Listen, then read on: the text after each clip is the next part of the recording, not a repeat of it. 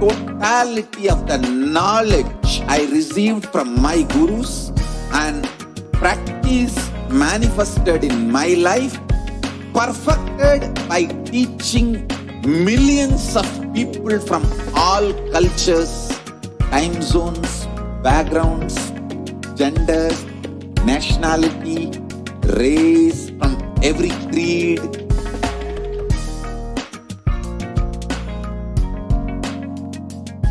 So this absolutely perfected knowledge available to you, served to you in your home without even you moving out of your couch, free of cost.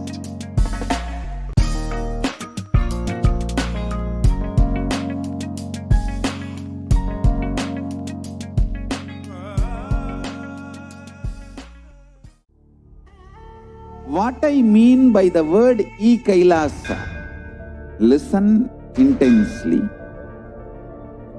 Enlightenment ecosystem, literally enlightenment itself, in your own home, wherever you are. If you cannot come to Kailasa, it's okay. Kailasa can come to you. Kailasa coming to you is Kailasa.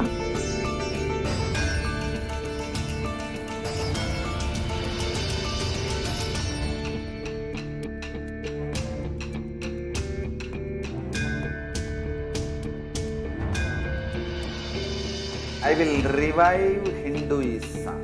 I am a Hindu revivalist, not by any revolution, but by evolution.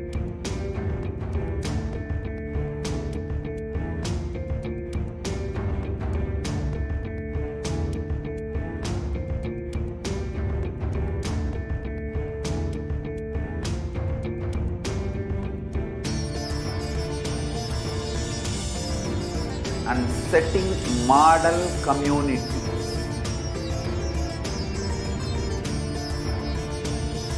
Kailasas, enlightenment ecosystems, Sarvanya Pitas all over the world.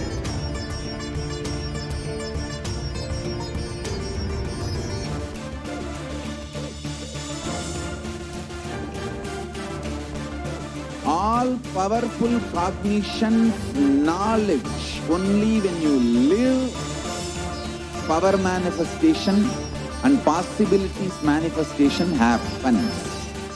It's a fundamental truth. Welcome back, dear viewers. Now, as we are waiting for the segment where we are going to be sharing with you about the multi-layer quarantine facilities. But before that, we wanted to share with you how the COVID pandemic is not just affecting our physical body, it is also affecting our mental health.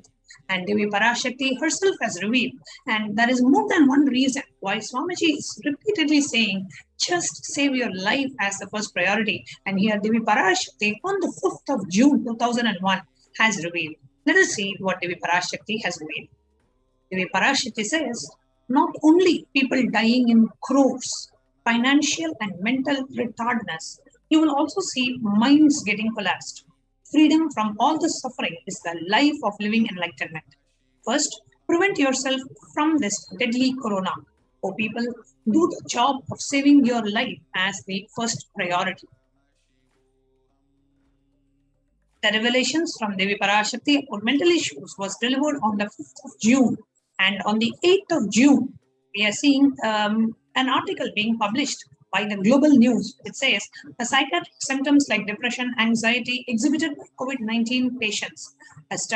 According to a new study, neurological symptoms like depression and anxiety are also showing to be common in those who contracted COVID-19, even in more mild cases. So here you can see the BMC Psychology article which says the impact of COVID-19 on mental health of the US college students. The article continues to say the impact of COVID-19 on the mental health of US college students. Our results indicate that the students closer to graduating faced increases in anxiety, 60.8%, feeling of loneliness 54.1%, and depression 59.8%. Many reported worries for health of loved ones most impacted their mental health status and the need to take care of the family most affected current and the future plans. Almost half of the students took to exercising. So here we can see very clearly how feeling of anxiety, depression, fear, loneliness is being affected because of the COVID pandemic. The rates of anxiety and depression among college students continue to soar, say the researchers at the Dartmouth College, who have tracked the moods and the behaviors of about 200 students for 4 years. Any say the stress levels are at their highest. The Dartmouth College researchers began tracking 217 students when they entered the school as a freshman in 2017 in the hopes of understanding how they behave. They have seen students' stress levels rise and fall, usually in tandem with the midterm and the final exams. But since the onset of the COVID pandemic, the rates of depression and anxiety have soared and showed no signs of coming down, says Andrew Campbell, a researcher and a computer science professor. And Devi Parashakti has also revealed about the secrets of the universe. Let us hear from Devi Parashakti. She has revealed about the secrets of the universe.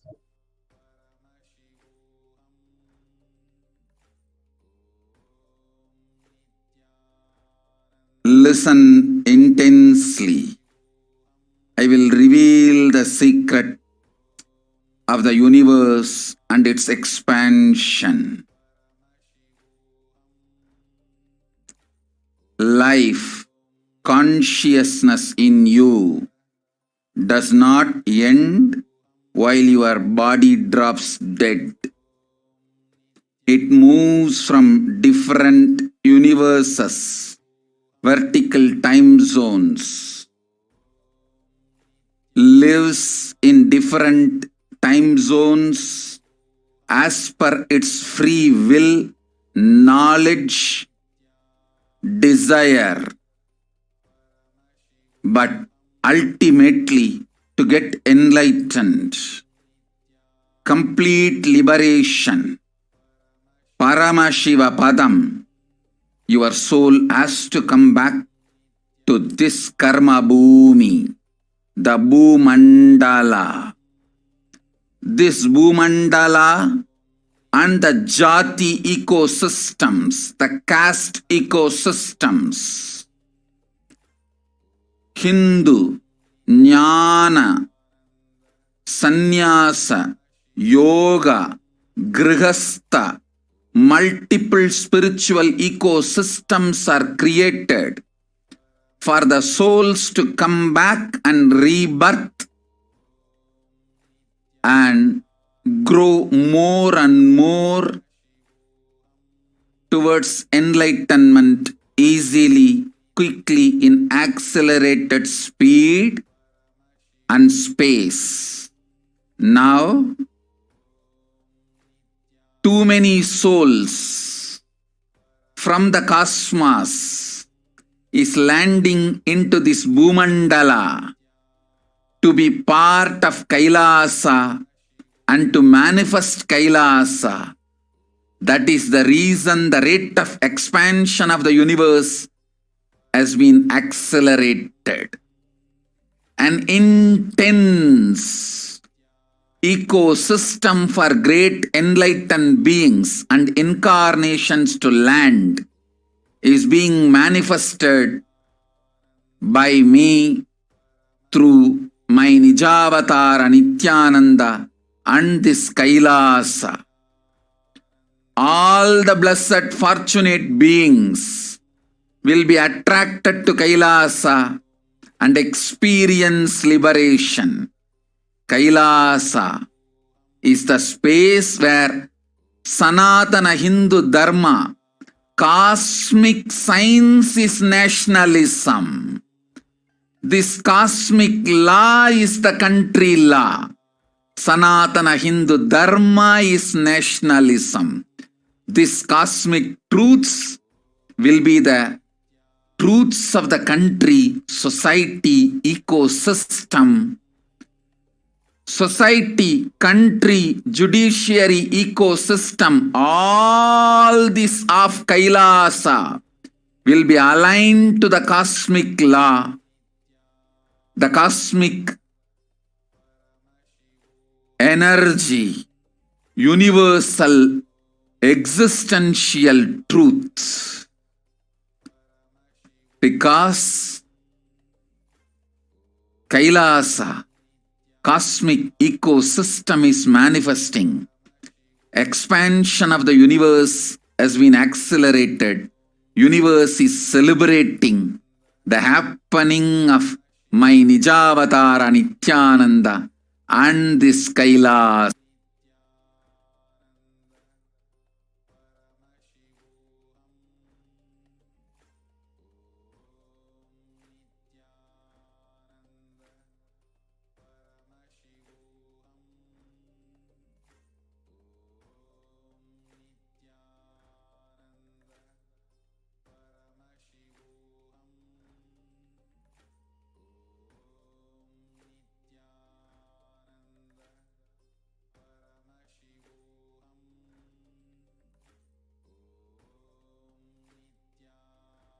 Now let's see what the Parashakti said. Listen intensely. I will reveal the secret of the universe and its expansion. Life, consciousness in you does not end while your body drops dead. It moves from different universes, vertical time zones, lives in different time zones as per its free will, knowledge and desire. But ultimately, to get enlightened, complete liberation, Paramashivoham, your soul has to come back to this karma bhumi, the Bhumandala.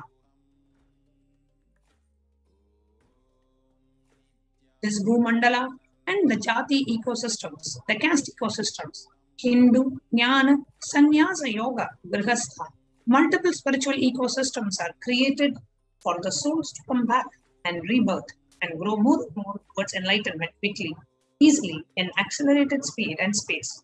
Now, too many souls from the cosmos is landing into this Bhumandala, be a part of Kailasa and to manifest Kailasa. That is the reason the rate of the expansion of the universe has been accelerated, and the intense ecosystem for generating for great enlightened beings and incarnations to land is being manifested by me through my Nijavatara, Nithyananda, and this Kailasa. All the blessed fortunate beings will be attracted to Kailasa and experience liberation. Kailasa is the space where Sanatana Hindu Dharma, the cosmic science, is nationalism. This cosmic law is the country law. Sanatana Hindu Dharma is the nationalism. These cosmic truths will be the truths of the country, society, ecosystem. Society, country, judiciary ecosystem, all these of Kailasa will be aligned to this cosmic law, the cosmic energy, the universal existential truth. Because Kailasa, the cosmic ecosystem, is manifesting. The expansion of the universe has been accelerated. The universe is celebrating the happening of my Nijavatara, Nithyananda, and this Kailasa. Now, let us watch this very interesting video on the expansion and the accelerated expansion of the universe. You are looking at the most detailed three-dimensional map of the universe known to humankind, and it's called the Sloan Digital Sky Survey. Scientists from around the world have just completed a 20-year-long survey of the night sky, measuring the positions and distances of more than 4 million galaxies and quasars. This detailed map will help scientists shed light on the remaining mysteries of the universe. Let's go on a journey from the local stars to the largest scales of our universe. Beyond the local stars that draw familiar constellations in the night sky in the neighborhood of the Earth, in addition to our own Milky Way, billions of galaxies are spread throughout the observable universe. Moving faster than light, we will take you through space in a journey from our place in the Milky Way all the way out to the large-scale structures of the visible universe, and we'll tell you about how we're mapping it out. Since 1998, the scientific community has realized that the universe is not only expanding, but its expansion is accelerating. This unexpected acceleration constitutes one of the major conundrums in physics. From a theoretical perspective, the acceleration may be accounted for by either assuming that there exists some mysterious dark energy or by modifying Einstein's theory of gravity, called general relativity. In the same year, the Sloan Digital Sky Survey was launched to tackle this enigma of the accelerating expansion of the universe. The Sloan Digital Sky Survey is a vast collection of the angular positions of galaxies observed in the sky, as well as their distances from us, determined by observing the systematic shift of galactic light induced by the expansion of the universe, the so-called redshift. In this new map of our universe, the large dark patches are mostly regions obscured by the Milky Way that cannot be observed. During the last 20 years, through 4 exploratory phases, the Sloan Digital Sky Survey has created the most detailed 3-dimensional maps of the universe. To achieve this, it focused on different classes of galaxies: nearby galaxies, red galaxies, more distant star-forming galaxies, and superluminous distant active galaxies called quasars. The 4th and latest Sloan survey took place from 2014 till 2020. During this time, the new project called the Extended Baryon Oscillation Spectroscopic Survey, or EBOS for short, continued previous Sloan mapping of the extragalactic sky and just recently finished measuring distances for 1 million galaxies and quasars. These successive surveys allow scientists to trace the large-scale structures of the universe up to a fraction of its horizon, represented by the cosmic microwave background emission, seen here as a colorful pattern projected onto a sphere. The cosmic microwave background is the thermal relic of the universe, which dates back to about 400,000 years after the birth of the universe, also known as the Big Bang. Adding the EBOS data to the previous Sloan exploratory phases 1, 2, and 3, the Sloan Digital Sky Survey now has a database of 4 million galaxies and quasars, assembling the largest and most complete 3D map of the universe to date. This unprecedented achievement provides scientists with new tools for shedding light on dark energy and also for constraining the theory of general relativity, leading to a better understanding of the fundamental laws that rule our universe.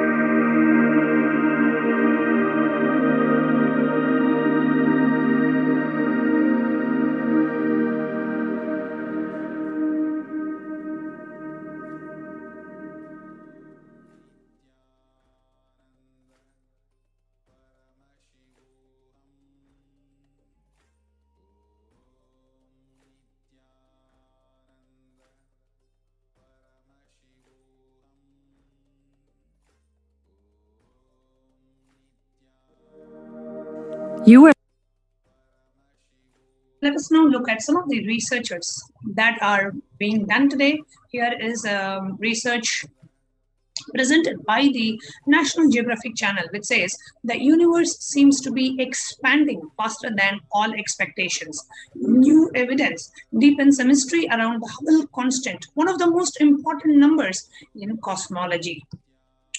Fresh evidence suggests that the universe is expanding faster today than it did in its infancy.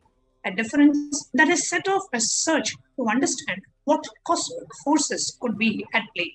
If confirmed, the changing rate, which is 9% faster than had been projected, would force us to reconsider fundamental aspect of the universe. Here is a research published by the Harvard University, which says, don't worry, the expansion of the universe is still accelerating. There are independent results that have now demonstrated time and time again that the universe is accelerating in its expansion. And very recently, the Supreme Pontiff of Hinduism had actually shared in the satsang how the universe is expanding and the spiritual and the metaphysical significance of the expansion of the universe. And we are going to watch this short clip from the satsang of the Supreme Pontiff of Hinduism.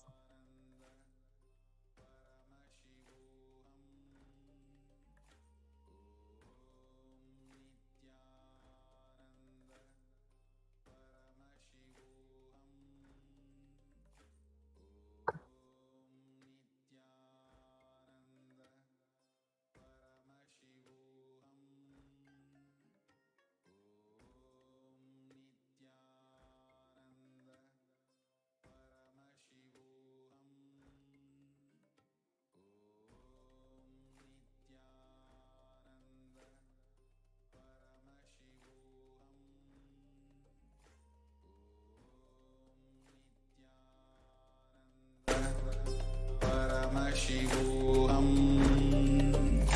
Om Nithyananda Paramashivoham.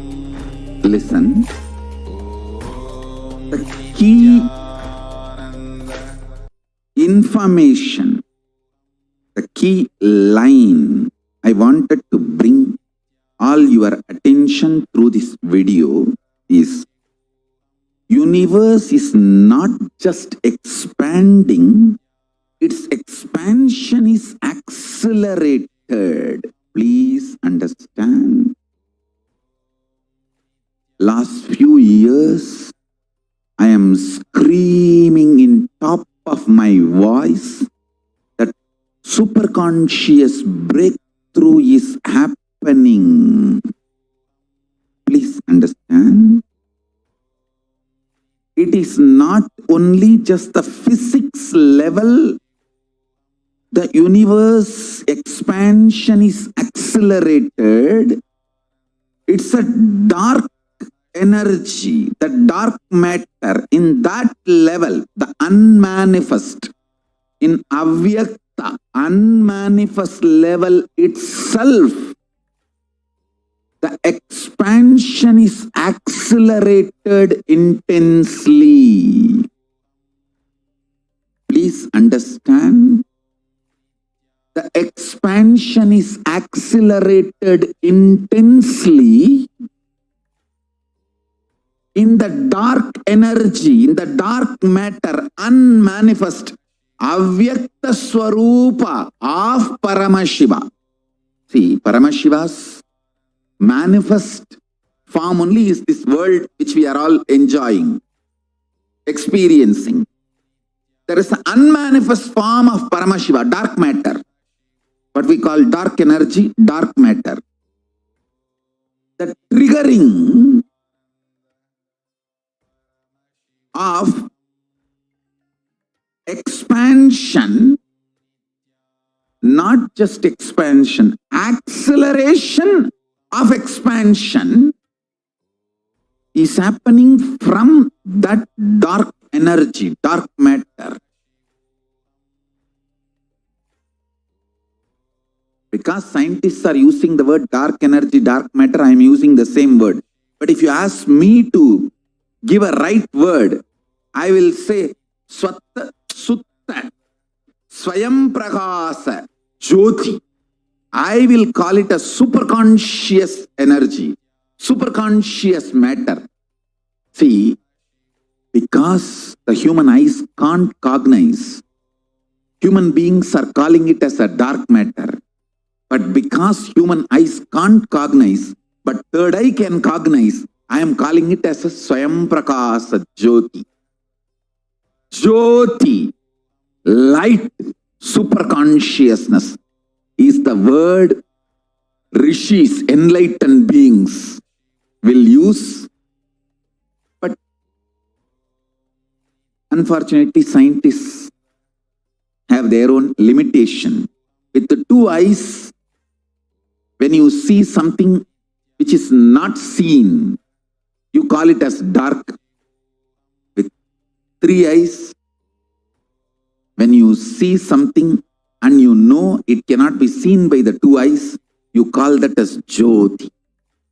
Sutta Swayam Prakasa Jyoti. Jyoti Mandala. What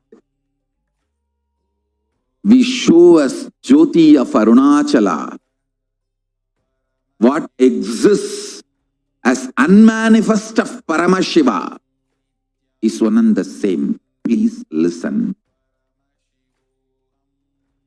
This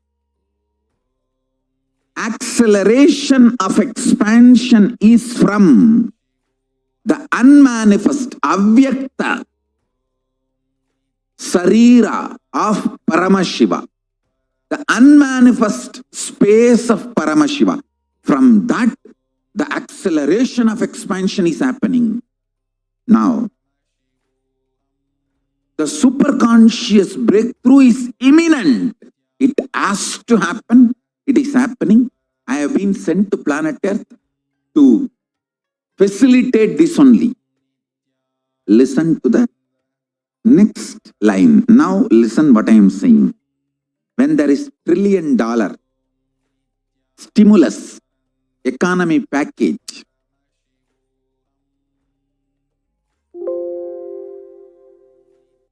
in US or some billions of dollars in India, each country is giving the stimulus package to keep the economy afloat. Who gets the money? People who already built the infrastructure like a banks, airlines, companies, who needs the boost, they get the first share. Sometimes if you lobby properly, you get. Listen. This is exactly the same thing with cosmos also. Whoever is doing the spiritual practice with integrity intensely already, they get the first chunk, share of the superconscious breakthrough and superconscious powers and the manifestation of Paramashiva.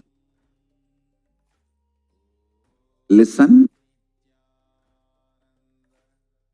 Just like our governments choose which sector to pump the money to keep the economy afloat, Paramashiva chooses who are the beings in whom I should just manifest the powers and superconsciousness first, so I can trigger this all over the world. I can inspire the human beings. I can make this as a ripple effect. Two people, two kinds of people. Intense seekers, sincerely integrated way, practicing. Either you practice unclutching or completion, any form of nirvikalpa samadhi practice. And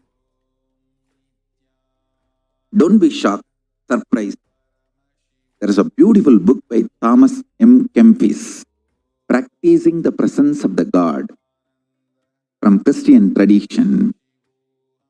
I would sincerely recommend all our sincere seekers to read that book. There are many who had Nirvikalpa Samadhi from the order of Saint Francis of Assisi. As a supreme pontiff of Hinduism and responsible practicing Hindu, I am making the statement.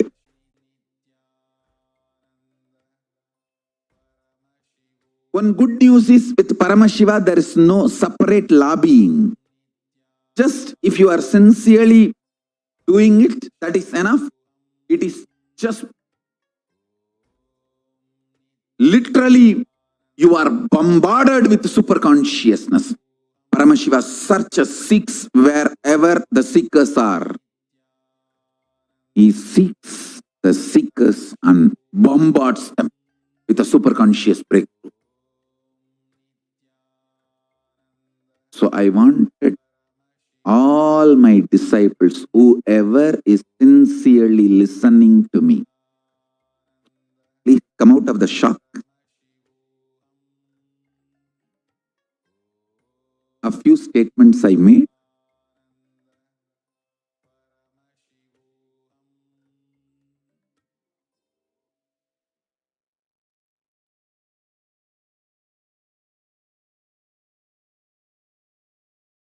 Listen sincerely.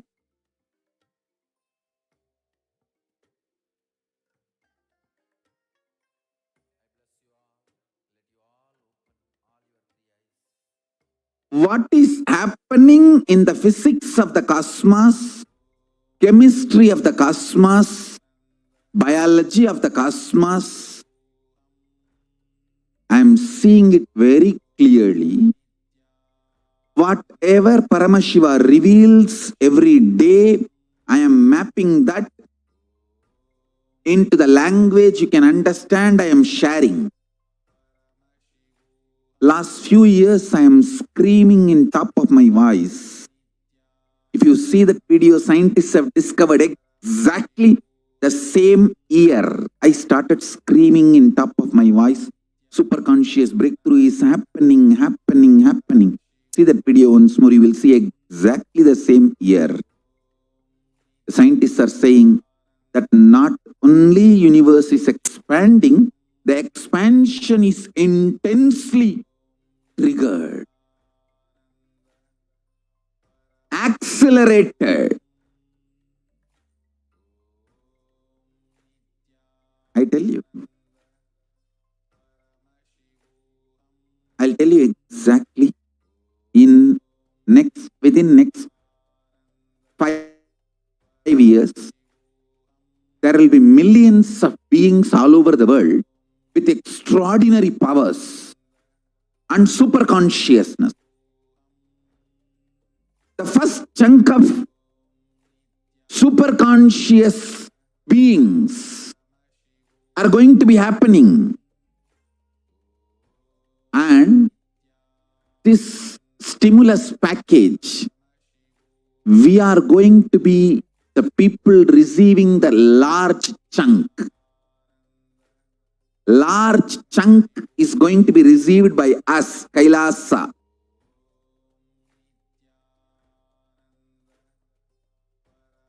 Just like how the top corporates receive the stimulus, economy stimulus package from the government to reach to all citizens and keep the economy afloat. Same way, this superconscious breakthrough, Paramashiva is manifesting. We, Kailasa, is going to get the first chunk, the large share, lion's share. Understand? I request all of you, be intensely sincere in casual, useless, not only time pass stupid things. Don't waste your time with negative people. Don't waste your time in reading or fighting Guru Drohis, Guru abusers. Don't be part of their Facebook and don't allow them to be part of your Facebook. Don't even read. But if you are forcibly somehow made to read, don't forget to give back strongly and defend the Sangha. I am not for not defending the Guru and Sangha. All of you be very clear. I am all for defending the Sangha, defending the Guru. He is saying, don't read at defending. Entering into you. But if forcibly somehow it enters, you have to take a medical care and protect yourself. So, do not allow, but if somehow forcibly it enters into your system, don't be inactive. Defending Sangha, protecting Sangha, defending Guru, protecting Guru is the responsibility of all my disciples. I am not for any of the inactivism, justifying the laziness or inactivism. First priority will be don't allow, don't read, don't engage, unclutch from all the abusers, all the Guru Drohis.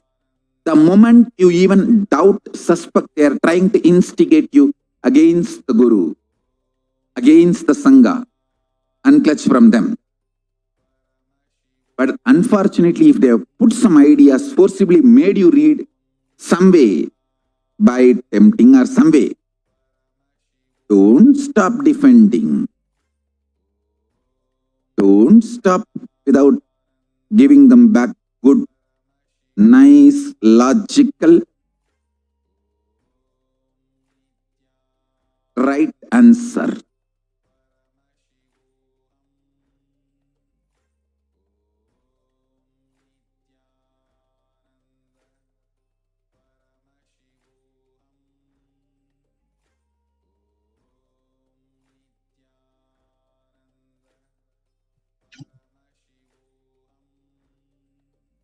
Now, in the next segment of this program, we are going to be sharing with you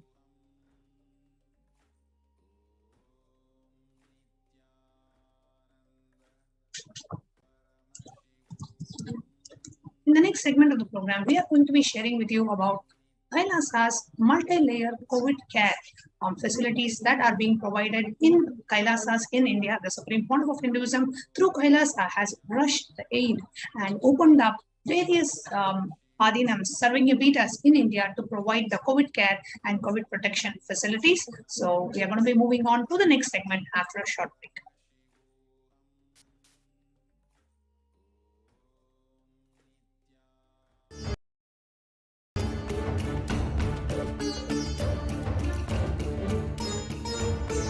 Hinduism cannot live exclusively as one sampradaya. No.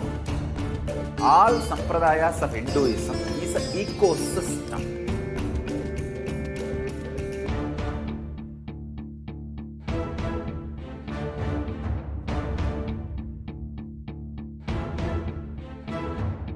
So don't keep quiet thinking that if one sampradaya is attacked, only that sampradaya is going to be affected. All of us are ecosystem.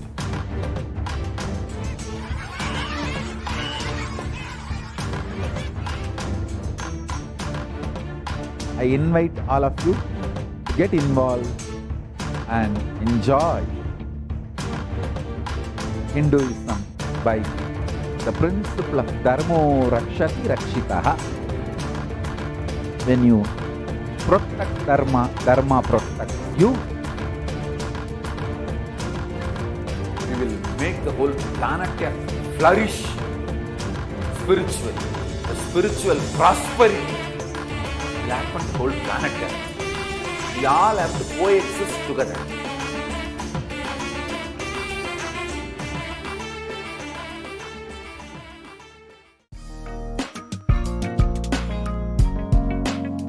We get you health. We get you ability to build beautiful relationships in your life. We get you direct spiritual support, and we make sure you become wealthy.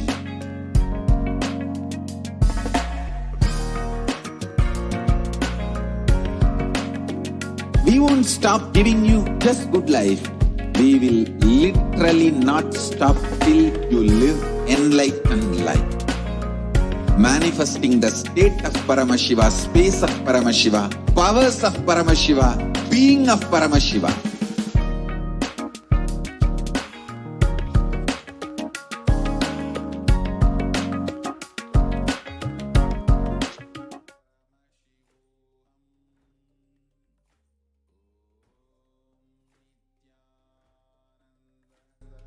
Paramashivoham. Om Nithyananda Paramashivoham. Om Nithyananda Paramashivoham. Om Nithyananda Paramashivoham.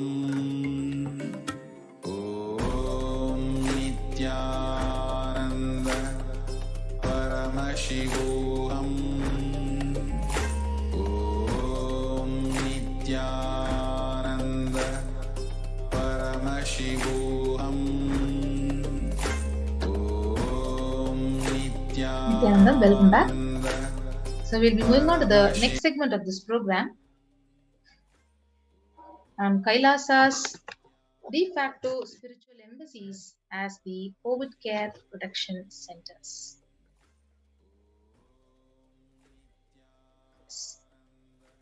So what is the status of the world today? If you see, the Human Rights Watch reported that more than 1.5 billion students are out of school every day. So more than 91% of the world's students are out of school due to the school closures in at least 188 countries. And if you see, 36.5% of the US college students pointed to stress as the biggest reason why their academic performance suffered negatively for the past 12 months. So in addition, 29.5% listed anxiety as a factor. For American middle schoolers, 61% of the teens admitted feeling a lot of pressure to get good grades. So approximately 1.27 billion learners are currently affected due to the school closures in response to the pandemic, according to the UNICEF monitoring, and 46 countries are currently implementing nationwide closures, and 27 are implementing local closures, impacting about 72.9% of the world's student population. So, in a survey by the mental health charity Young Minds, which included 2011 participants up to the age of 25 years with mental illness history in the UK, 83% said the pandemic had made their conditions worse. So 26% said they were unable to access mental health support. Peer support groups and face-to-face services have been cancelled, and support by phone or online can be challenging for some young people. So the COVID-19 pandemic has disrupted or halted the critical mental health services in 93% of the countries worldwide, while the demand for mental health is increasing according to a new WHO survey. So recently, a study also found that 18% of the individuals, including people with and without a past psychiatric diagnosis, who received a COVID-19 diagnosis were later diagnosed with a mental health disorder such as anxiety or mood disorders. So survey also found that the substance use and suicidal ideation are particularly pronounced for young adults, with 25% reporting they started or increased the substance use during the pandemic, and 26% reporting the serious thoughts of suicide. So every year, over 1.2 million students drop out of high school in the United States, and that is a student every 26 seconds or 7,000 a day. So about 25% of high school freshmen fail to graduate from high school on time. So this is the plight of the world today, but if you see the contributions from Kailasa's Department of Education, we would now go over what is the contribution of Kailasa's education system. The whole Gurukul, the real Hindu Gurukul, Hindu university atmosphere I had in Tiruvannamalai in 1970s is what I'm trying to reproduce all over the world through the Nithyananda Gurukul and online e-Gurukul. This is what is exactly revealed by His Divine Holiness. So he has said, Gurukul is a place where celebration begins with right words in blossoming minds, creating a gateway of possibilities, creating an enlightened civilization with yogic body and Vedic mind. So Nithyananda Gurukul is the best ever school established by the Supreme Pontiff of Hinduism, and here students live their highest potential and manifest various spiritual powers. So the Gurukul functions as the Supreme Pontiff's vision that education is for life, but life itself is not for education. The Gurukul brings to the world the right kind of education that empowers you. And if we look at the contemporary education versus Gurukul education, the current system of education is established by Macaulay and Max Muller in India and is the non-involving narrative style of teaching. The original Indian education system was not about continuously giving words, ideas, concepts, theories, or theologies. It was about awakening you to the right context, enlightenment. The Indian education system, the Gurukul, is more of a transmission of knowledge rather than mere transfer of knowledge.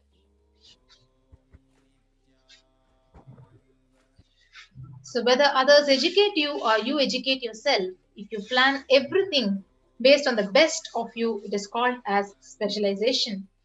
So the Gurukul ambience is for specialization and not for generalization. So it is for specialization, and dilution, which happens due to generalization, can be avoided just by the Gurukul system of education. Education means putting set of ideas into your head and forcing them into you, but ensuring that you memorize and forcibly make you vomit it. In Gurukul, there is no education. There is only initiation. Initiation means empowering you with powers and letting you play with it, letting you manifest, specialize, letting you manifest your specialization, letting you grow and glow. So in Vedic tradition, the examinations are not done by question and answer method. So that is the Macaulay's method, clerk making. So in Vedic tradition, all the examinations are conducted by the thought current you carry. The person will be made to speak in the presence of Pandits who have mastered that thought current. They will see whether he can spontaneously express that thought current. If the student is able to express the thought current cohesively, then he has mastered it. So what is real education? If we are teaching the science of completion to our kids, we should be able to guarantee you can't even get one lie out of Gurukul kids. That is what is education. Education is making you master a thought current, which becomes their lifestyle, which becomes the cognition style, which becomes their very being. For ours, you cannot speak on a subject unless it has become your thought current. The way you cognize, change of thought current, transformation of thought current is the success of the education. Each Upanishad adds a thought current to you. Transformation of thought currents is success. And these are the direct words of the Supreme Pontiff himself. So our Gurukuls are education centric. So students can invent something which his Guru does not know. So he has a freedom. So only the basic formulas are taught. So basic tools to awaken knowledge is taught. So then the student is left free to explore on his own. Gurukuls are not with the set of rules or frame. They are only supported people to explore the highest possible creativity. Gurukuls are not like dams for your inspiration and energy. It is embankment for the wild river. Embankment for the wild river. Embankment is different. Dam is different. With the dam, you are dammed. It is embankment, not dam. That is why many of the Advaita Guru's disciples were Vishishta Advaitas or Advaitis, or many other Vishishta Advaitis, Advaiti Guru's disciples were Advaitis. Means what? Only the basic analysis scales were given to you, but you are left to really analyze. You are given spoon, not spoon-fed. You are not spoon-fed. You are only given the spoon. So the freedom itself, if you see, Ramanuja was even able to think in the language of Vishishta Advaita. That shows the freedom which was available in the Gurukul. So, and the same way, there are many Advaitis studied at the feet of Advaitis or Vishishta Advaitis. But Sanatana Hindu Dharma gives only the tools to explore, but it is not putting you any frames, any restrictions or dams. If you read the Shanti Mantra, it is education-centric, not teacher-centric. Unfortunately, in the modern day, because teachers have not taken the responsibility to be education-centric, it has become more teacher-centric. This whole verse, if you read, may we both together be protected. See, the teacher is also praying along with the student. And this is what the translation of the Shanti Mantra is. And actually, it is because we are in education centric. We're able to explore and reach the new heights of seeking. New heights of seeking. That is where the Ishtadevata concept has come. And Guru encourages the disciple to travel, discover, reinvent, and invent their own path, their own methodologies. He continues to encourage the disciple to explore on their own. So with the principles of completion, the four tattvas of integrity, authenticity, responsibility, and enriching, as well as the truths of ahimsa or non-violence and abhayam sarva bhutepyo, the Balasons of Nithyananda Gurukul have played with the powerful cognitions and thought currents and have physically demonstrated the power of these truths by providing security to the rose plants in the garden of the Gurukul, resulting in the rose plants dropping their thorns. So we will now be watching a small video clip of how the Supreme Pontiff of Hinduism has described about the Indian Gurukul, which is the future of education.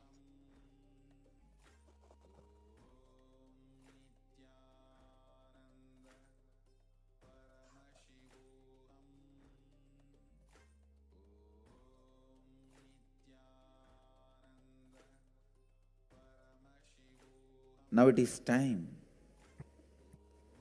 as per the astrology,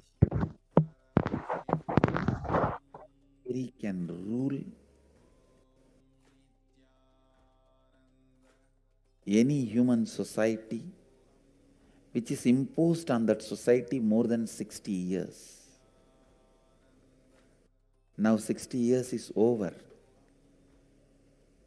for the non-involvement narrative education system. I am telling you, future is Gurukul system.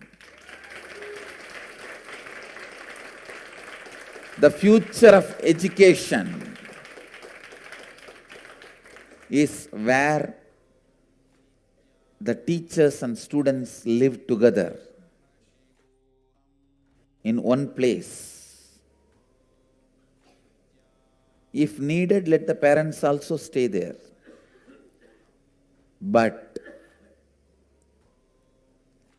because basically kids do what you do, they won't do what you say. Understand? They do what you do. They won't do what you say. Whatever you do, simply they will do.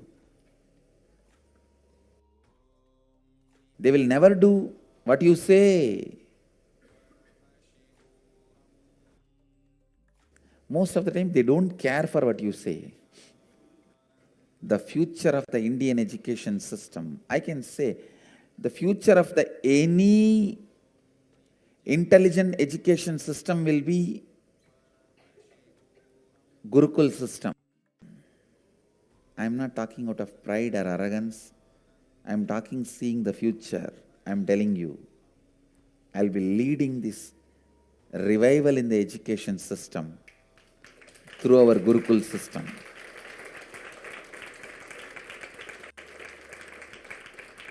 Through our Gurukul system. It is going to be the Gurukuls. In Indian education system, complete involvement is required from the side of the teacher and the student. Student need to study the teacher. Teacher need to study the student. Understand? After thoroughly studying the student, teacher identifies the right subject in which the student will be successful. Few things are sculpting. Enlightenment is the context. Indian education system is more of a transmission of the knowledge, not transfer of knowledge. It is not just information based.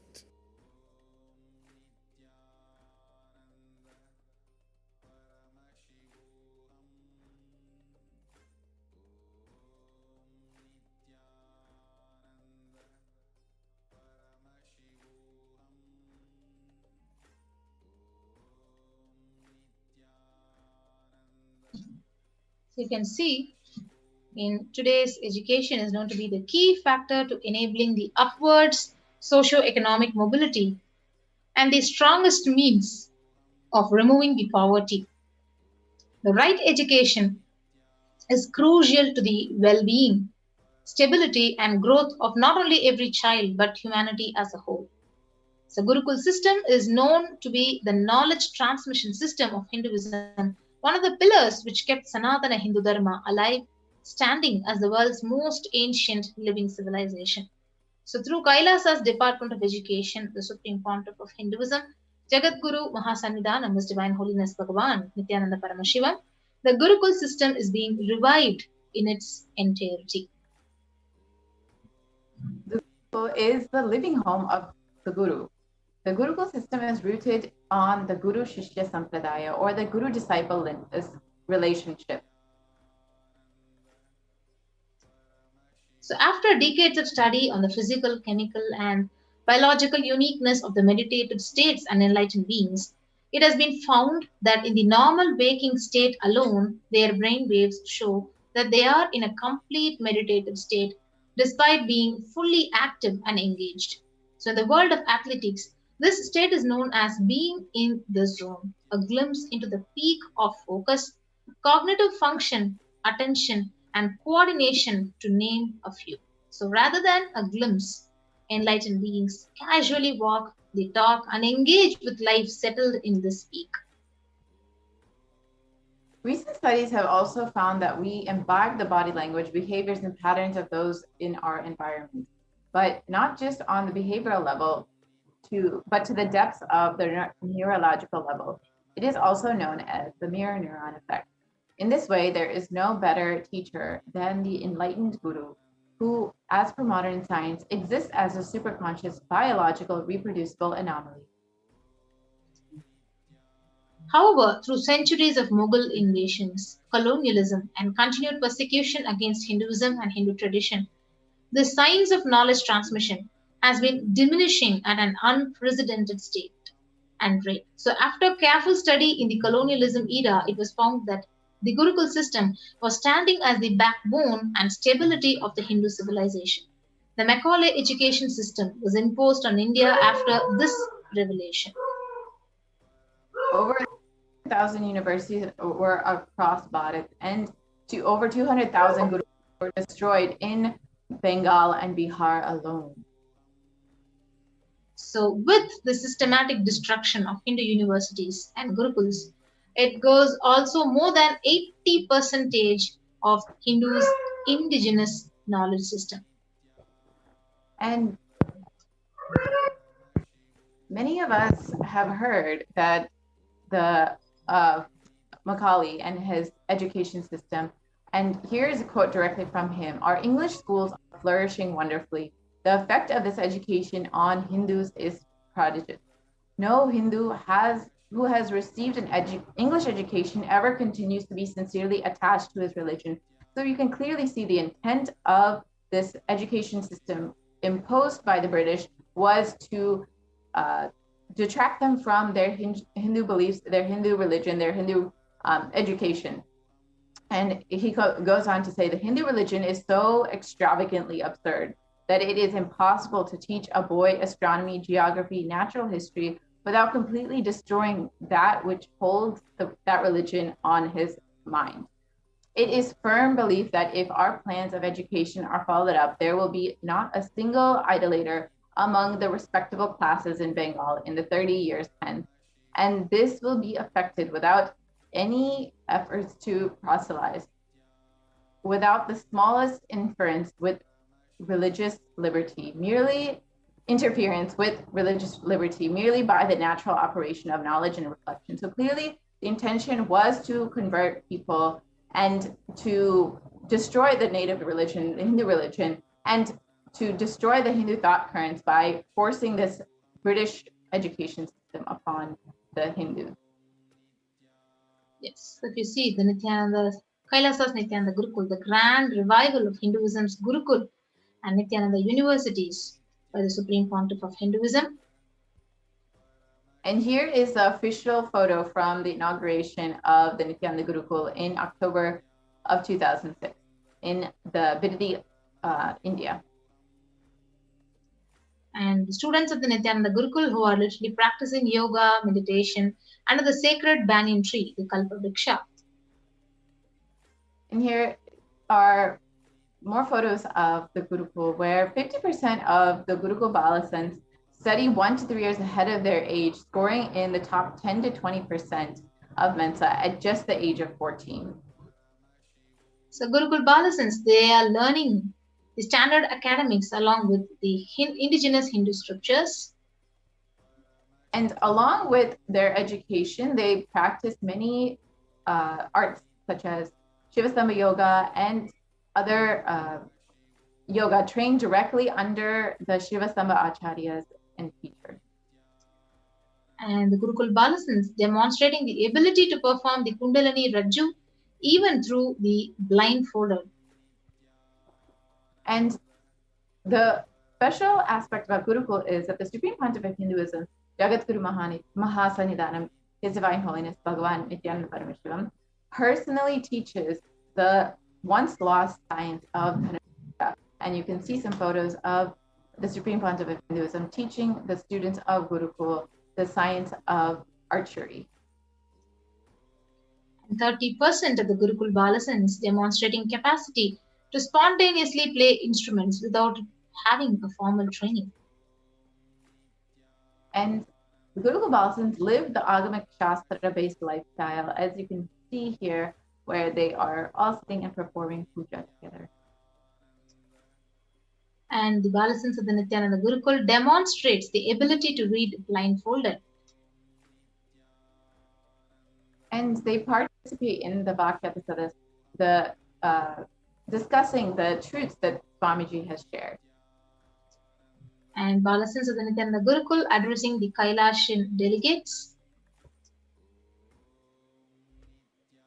And the Balasans of Nithyananda Gurukul, this is a photo after having hosted a successful worldwide webinar where they themselves conducted, planned, and executed the whole thing. And here you can see all of the students in front of Swamiji's Murti. And the impact of Gurukul, if you see, the students, they actually have a whole brain learning with a stress-free living and zero teen violence or aggression that is seen in the outer world, and the quantum memory activation, which is recalling the verbatim after a single hearing, which is called Ekasanta Grahi in the Vedic age. So grade-wise number of hours of studies daily, including school, private tuition, and coaching. If you see, this is the comparison between what the students do in the regular school and in the Gurukul. And the Kailasa Nithyananda Hindu University is the world's largest Hindu university established around the globe, with 450 plus campuses in now 150 plus countries, and is available to the public since 2003 onwards. So this is another wonderful offering from the Supreme Pontiff of Hinduism to humanity of how to be educated in the Hindu education system. And Kailasa's Nithyananda Hindu University is reviving and presenting the world's most ancient lost knowledge in a user-friendly way, and ancient truths taught in a way directly applicable for the modern man's personal, practical, and professional life. And the NHU, the Kailasa Nithyananda Hindu University, has over 20 million enrollments and counting, with 7,000 plus courses available and delegates and teachers from 50 plus countries directly contributing to the university. Let us now watch what the Supreme Pontiff of Hinduism is revealing about the value of Nithyananda Rajavidya Rajagurukul. Long rituals are not useless or unnecessary as a modern brainwashed Hindu thinks. Long rituals are the most powerful method, science, kriya,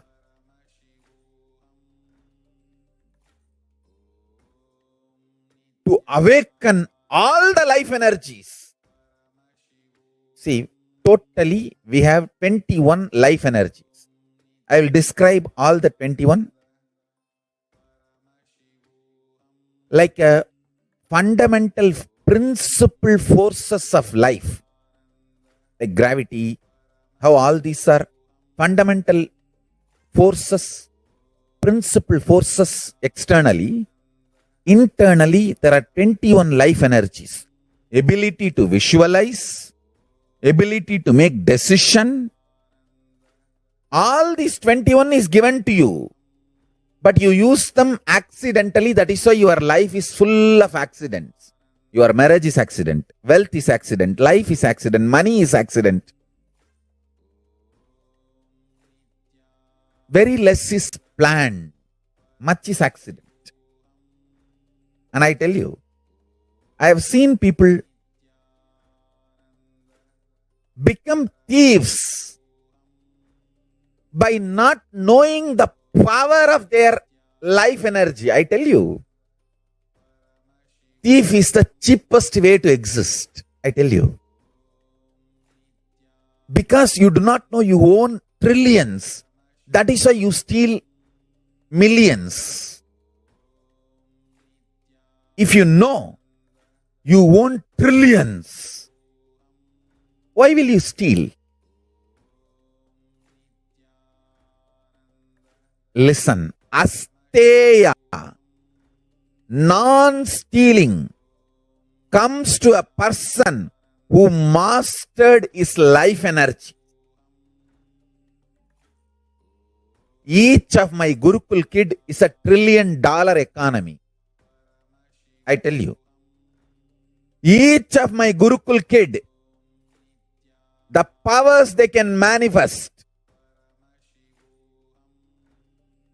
Understand, Gurukul is not a joke. It is a powerful science. Especially, see, normally, one child plus one child is a two child. But in the Gurukul ecosystem, one child plus one child is 11. 1, 1. Not 1 plus 1. 1, 1, 1, 1, 1. If there are 3 child, it is not 1 plus 1 plus 1, 3. No. It is 1, 1, 1. 111. The energy multiplication. Because the ecosystem, understand, that is why Gurukul has to be with the ecosystem. I have always seen, whenever I download a power on one child, when the group sits, I can share that power on the whole group.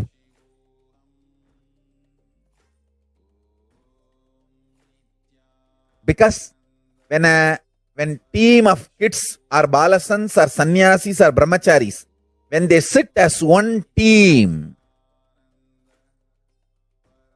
it is very easy for me to just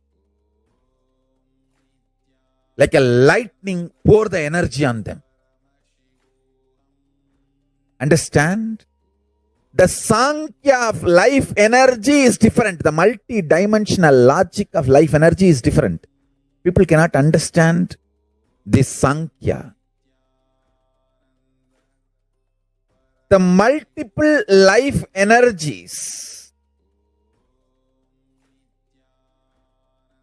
awakening them to its peak and manifesting them is all about life.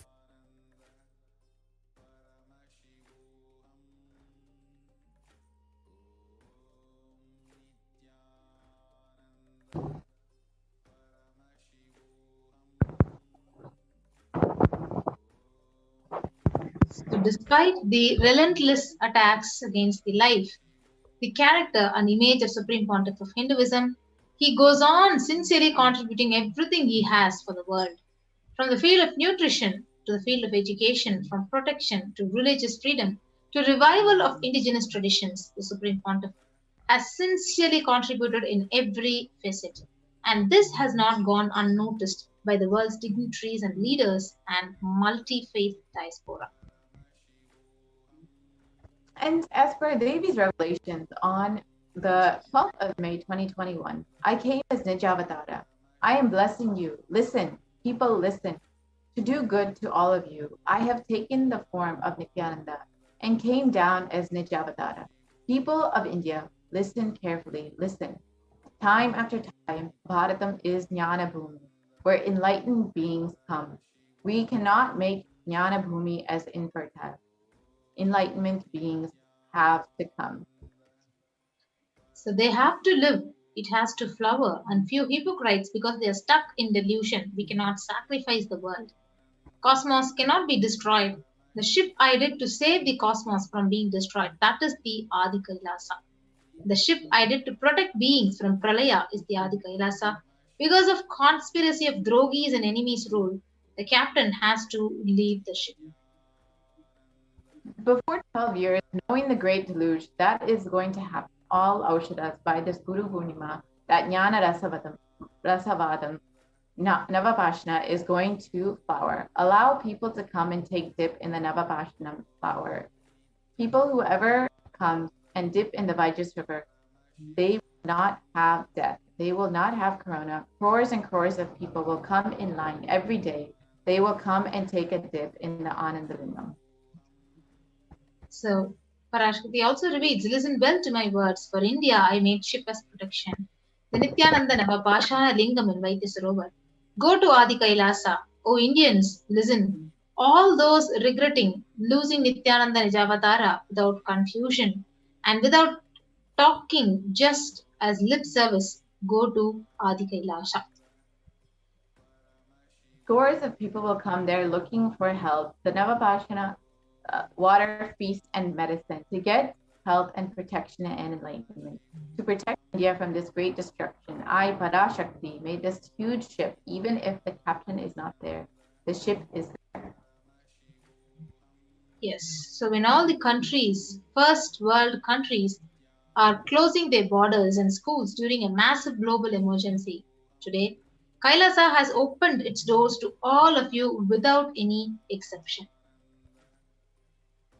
And here are the different free COVID care centers across India, including Adi Kailash, Salem, Tirunamalai, Rajapalayam, Puduvai, Patnam, Tirugapadi, and many more that the Supreme Pontiff of Hinduism has opened up for everyone in India to take refuge and have the multi-layer quarantine. So we could see the multiple free COVID care centers which are opened across India, various social services offered during pandemic in Kailasa's de facto spiritual embassies across India, the spiritual services offered during pandemic in Kailasa's de facto spiritual embassies across India, and cosmic revelations on the global pandemic. And in each COVID care center, we are providing medical care, including allopathy, Ayurveda, and Siddha, and there's infrastructure to accommodate thousands. And the accommodation has multi-layer quarantine, and there are ambulances and ICUs on wheels provided for any emergency situation, as well as personal protective and medical equipment to protect yourself, and food security management through the food bank and organic farming. Yes, so you can join any of these COVID care protection centers and protect your life and register through the link kailasa.org/Kailasa Care. And Kailasa has been providing education services amidst the massive global emergency. The Department of Education of Kailasa is providing academic as well as spiritual educational services physically for all kids residing in Adi Kailasa Nikita, and virtually for a number of kids through the e-Gurukul program. With more than 1 billion kids not having access to education in the midst of this global pandemic, Kailasa has taken both the spiritual and academic responsibility to enrich and provide these services. So you can join these COVID care protection centers and register through the link kailasa.org/Kailasa Care. So with that, we come to the conclusion of this segment of this program, and we'll take a short break before the next segment of the program begins.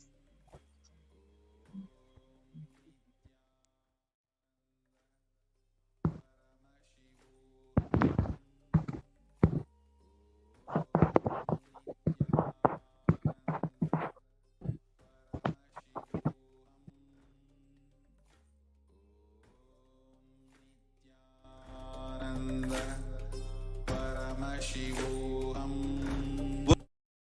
World should become e-Kailasians. I want the whole world to know Hindus have something great to contribute to the world.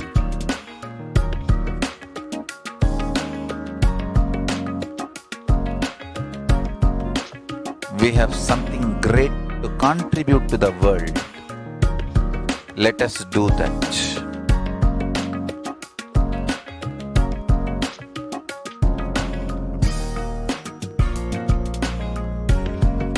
E-Kailasa is proper customized spiritual service helping you to identify your root patterns of suffering.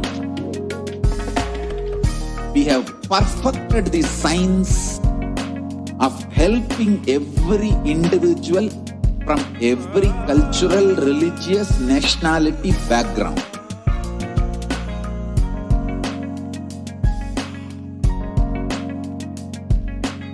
You will have lowest reactionary assumptions, highest awakened response, alive response for life continuously.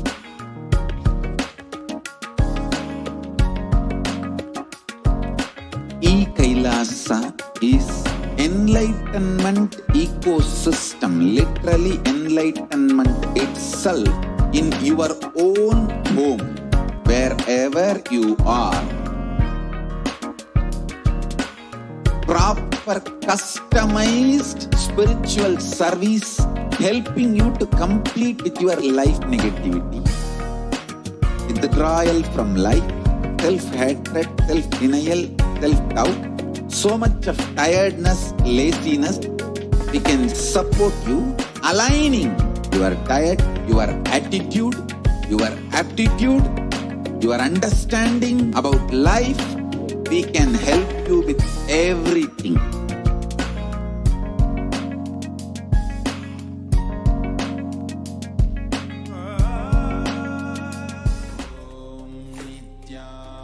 Nithyananda Paramashivoham.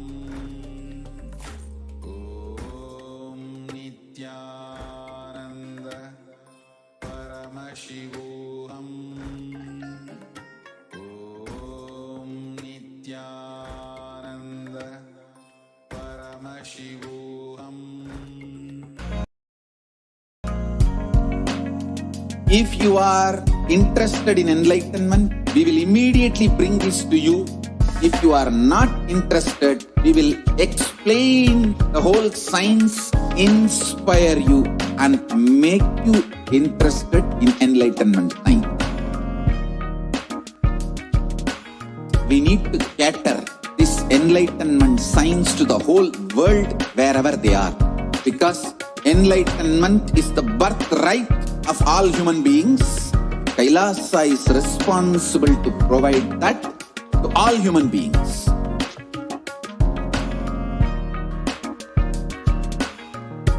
Kailasa is the totality of the knowledge I received from my gurus and practice manifested in my life, perfected by teaching millions of people from all cultures, time zones, backgrounds, genders, nationality, race, from every creed.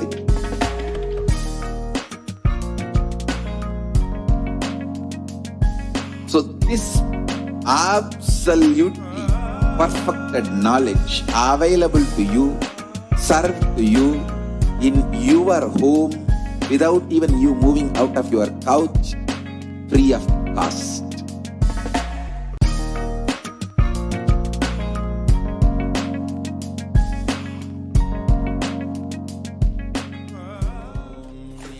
Nithyananda Paramashivoham.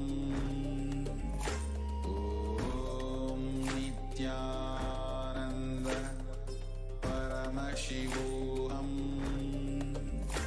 Om Nithyananda Paramashivoham. Om Nithyananda. What I mean by the word Kailasa, listen intensely. Enlightenment ecosystem, literally enlightenment itself in your own home, wherever you are. If you cannot come to Kailasa, it's okay. Kailasa can come to you. Kailasa coming to you is Kailasa.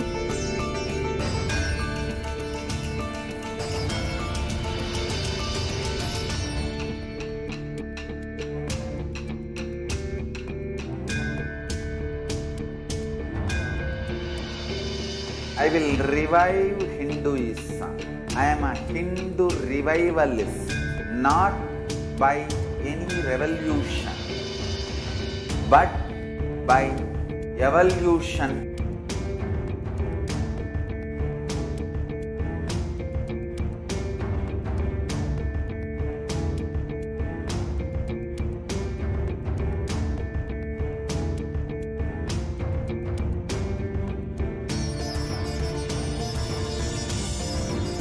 And setting model communities.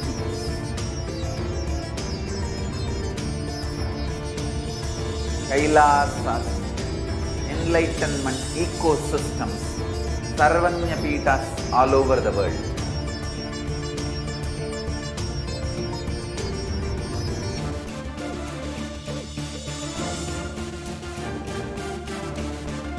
All powerful cognition, knowledge, only when you live, power manifestation and possibilities manifestation happens.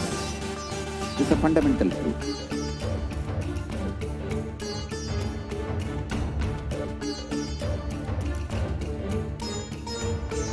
Hinduism cannot live exclusively as one sampradaya. No. All sampradayas of Hinduism is an ecosystem.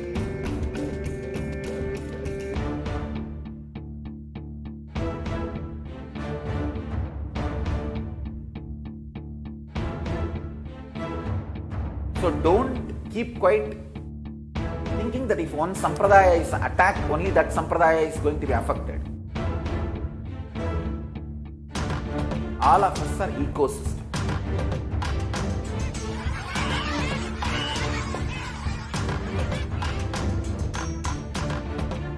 I invite all of you to get involved and enjoy Hinduism by the principle of Dharmo Rakshati Rakshitaha. When you protect Dharma, Dharma protects you.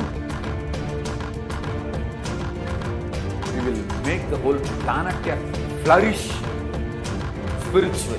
The spiritual prosperity will happen to the whole planet. We all have to coexist together.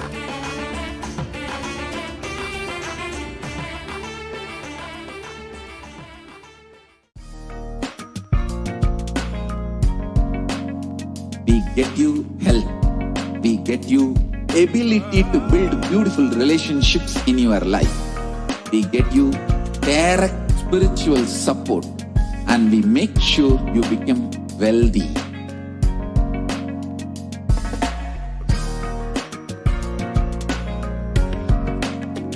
We won't stop giving you just good life. We will literally not stop till you live enlightened life. Manifesting the state of Paramashiva, space of Paramashiva, powers of Paramashiva, being of Paramashiva.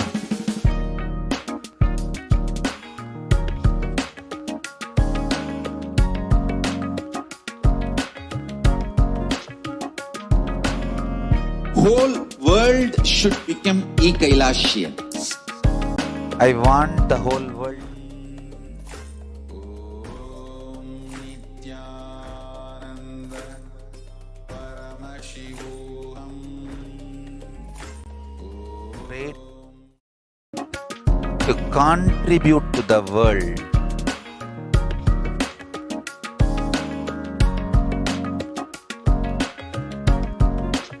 We have something great to contribute to the world. Let us do that.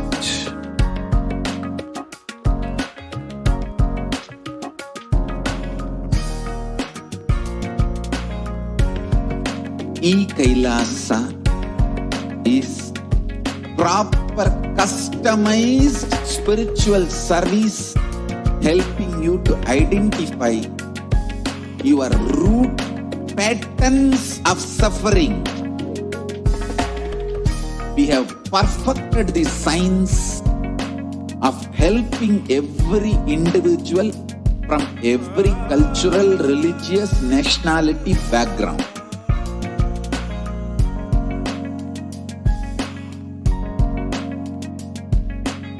You will have lowest reactionary assumptions, highest awakened response, alive response for life continuously.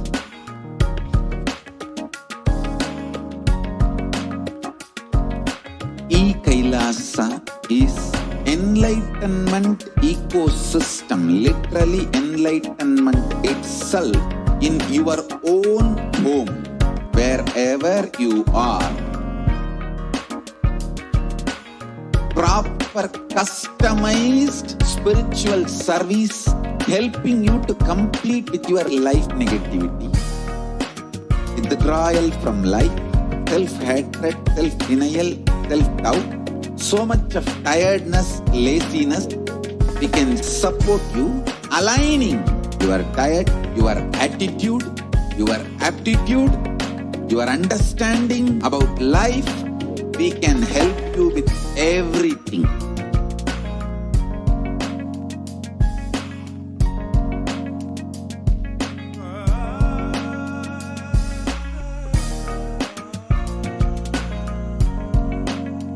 If you are interested in enlightenment, we will immediately bring this to you. If you are not interested, we will explain the whole science, inspire you, and make you interested in enlightenment science. Paramashivoham.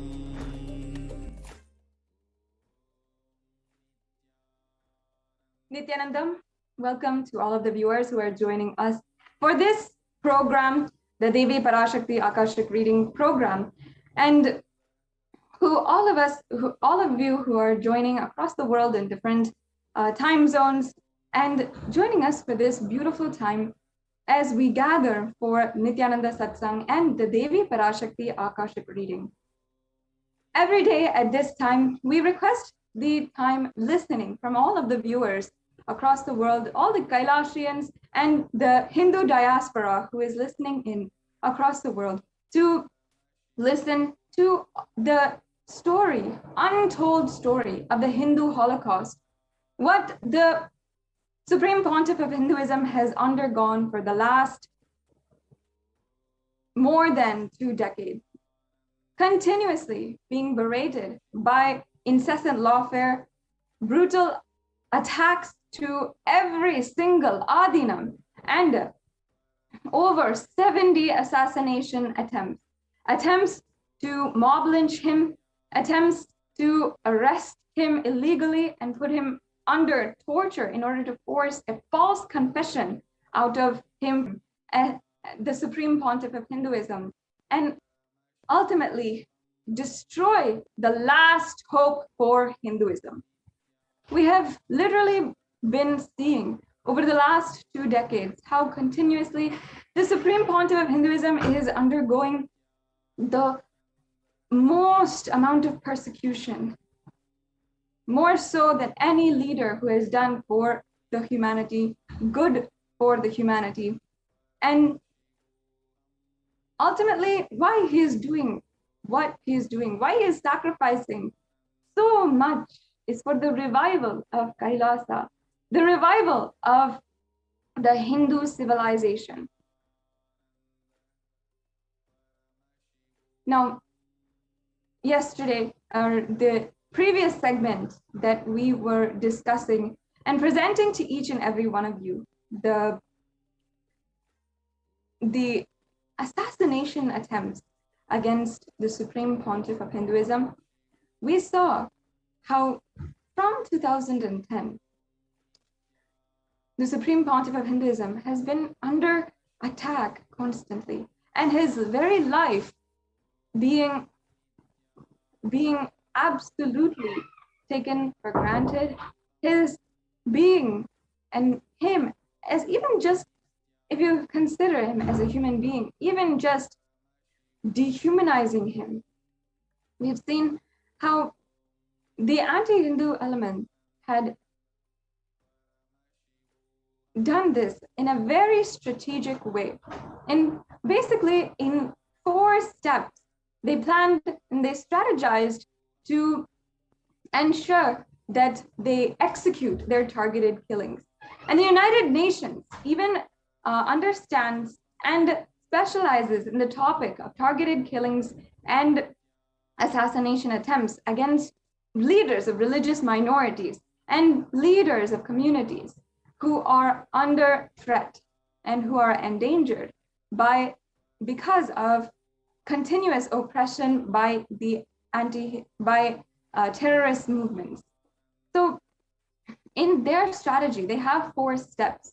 One is mob violence, where the mobs or the staged henchmen of the anti-Hindu militant terrorists, whom they literally pay to go and execute their violence, and who are enslaved to the anti-Hindu militant forces in some way or form. And along with the complicity of authorities in hand who are responsible for keeping peace and ensuring justice is seen and executed, the anti-Hindu militant forces stage a mob and execute mob violence in order to ensure that violence is used against a certain person, but nobody is held accountable. In the whole rush of the mob and the violence against a certain person, they won't be able to pinpoint one person who is against or one person who is held accountable, who can be held accountable.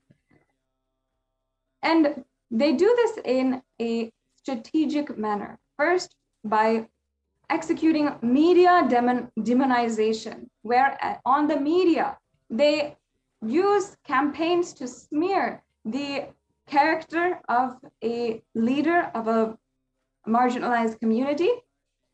And then they use this smear campaign that they try to project to the whole world in order to justify the subsequent mob violence that they stage, and then they ensure that that leader has to undergo and protect themselves and literally pray for their lives to survive through.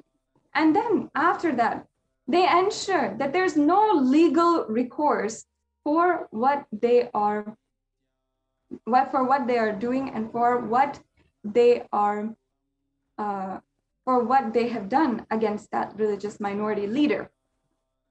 Finally, again, they do the media demonization after the whole incident is over, projecting as if the entire mob had hated this person, and out of their hate, they had killed or beaten or brutally assaulted this religious or this minority leader.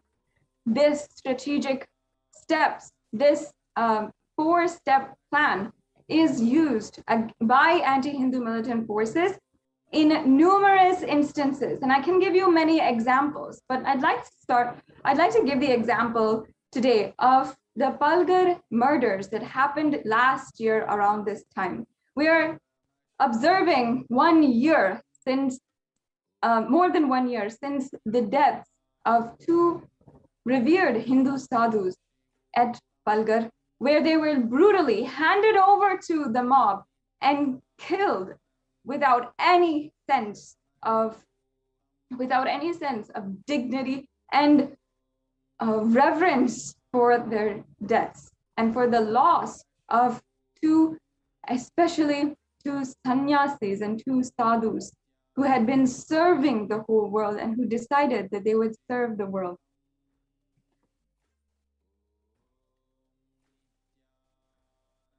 And we saw first how the media demonization happened well prior to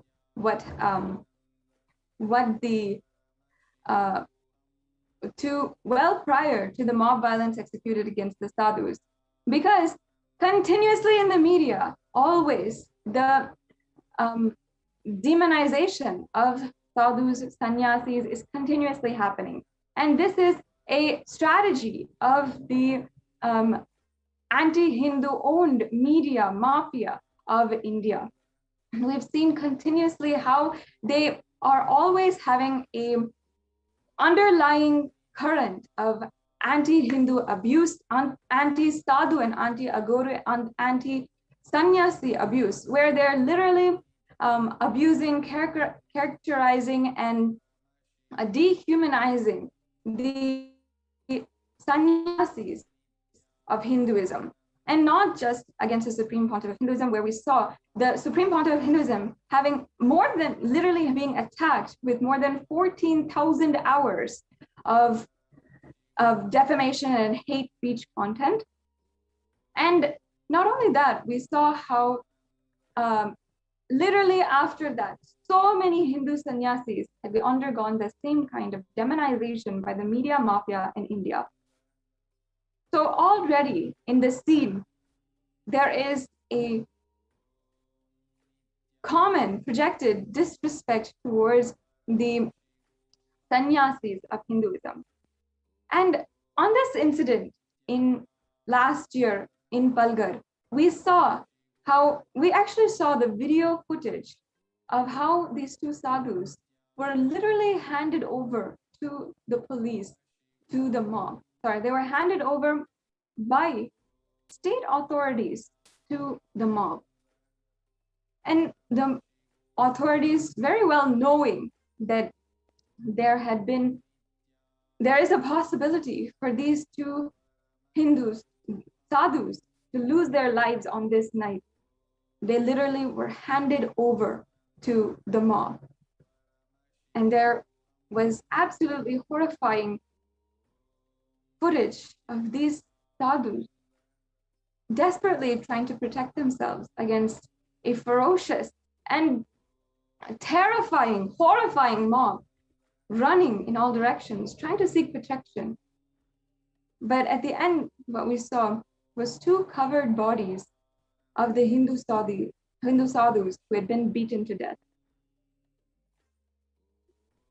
After that, there was no legal recourse of what had happened, to hold the people who had done the violence accountable, because it was projected in the media as if an entire mob had hatefully killed two Hindu sadhus, and whom these sadhus, they projected in the media as thieves, and literally as if they were beggars. Now, in this whole way, they are ultimately showing how Hindu sannyasis they're projecting as if they are thieves, and trying to make them less than who they are, decharacterizing them, assassinating their character, and trying to project after the whole incident, after their death, as if, oh, it was just the death of two thieves, and we have the right to kill them. The anti-Hindu media and the anti-Hindu militant forces were actually successful at quieting the entire Hindu population when we had not even taken the action against Hindu sannyasi, against the anti-Hindu militants who had literally killed two Hindu sannyasis. Now, just this 4-step strategic plan is exactly how the anti-Hindus have tried and tried again and again to attempt to assassinate the Supreme Pontiff of Hinduism. 1, media demonization. 2, mob violence. 3,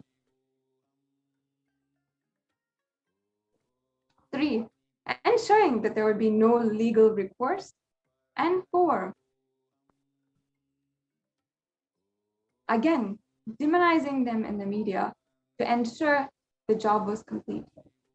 The anti-Hindus have this extremely well thought out plan to ensure that the crimes that they do against Hindus is entirely silenced and projected in the media and made as if it is such a great thing that they're doing, getting rid of the vile people of society.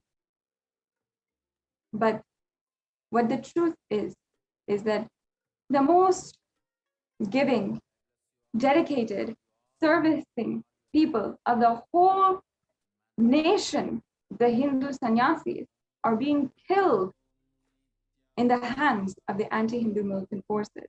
And this is how the anti-Hindus have literally targeted Hindus, Hindu leaders in so many different circumstances.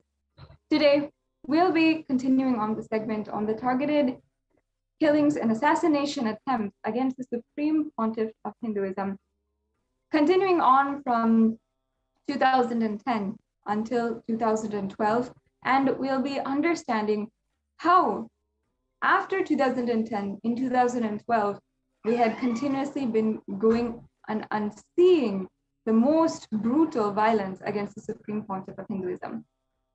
So we will now be continuing on to the next years of assassination attempt against the Supreme Pontiff of Hinduism, presenting to each and every one of you about how they have continuously been targeting the Supreme Pontiff of Hinduism and wanting to eliminate the Supreme Pontiff of Hinduism entirely.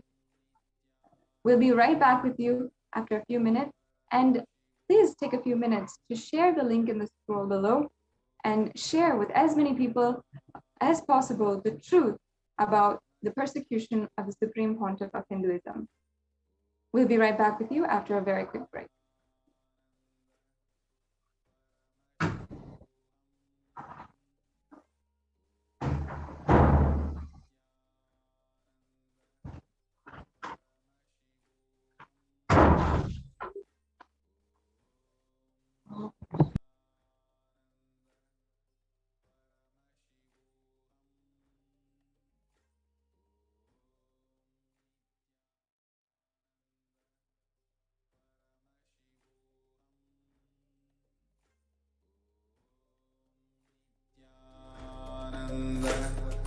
Paramashivoham. Om Nithyananda Paramashivam. Scatter this enlightenment signs to the whole world wherever they are. Because enlightenment is the birthright of all human beings. Kailasa is responsible to provide that to all human beings.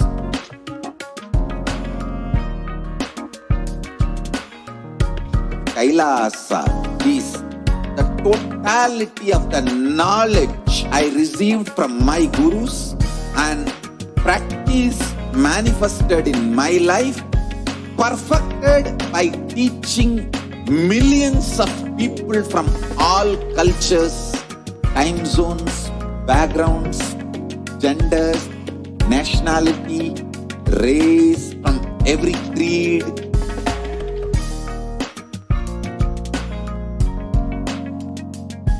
So this absolutely perfected knowledge available to you, served to you in your home without even you moving out of your couch, free of cost.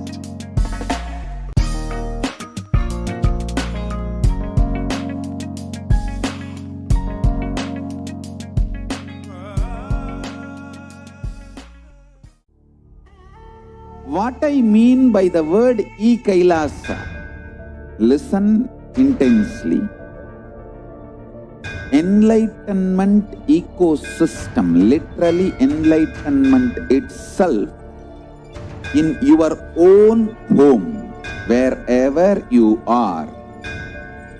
If you cannot come to Kailasa, it's okay. Kailasa can come to you.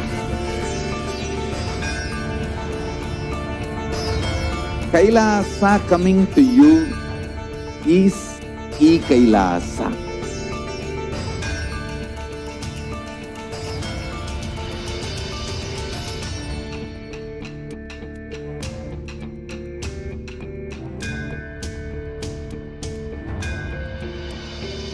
I will revive Hinduism.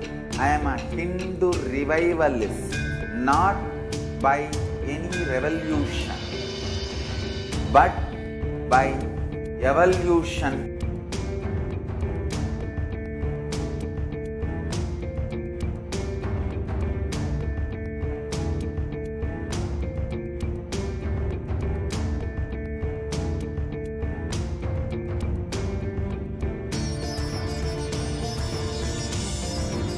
And setting model communities.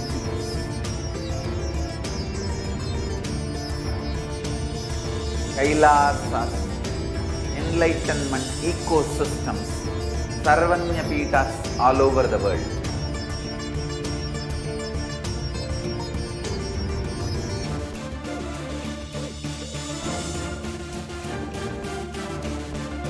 All powerful cognition, knowledge, only when you live power manifestation and possibilities manifestation happens.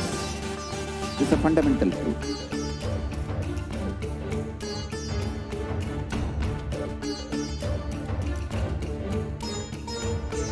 Hinduism cannot live exclusively as one sampradaya. No. All sampradayas of Hinduism is an ecosystem.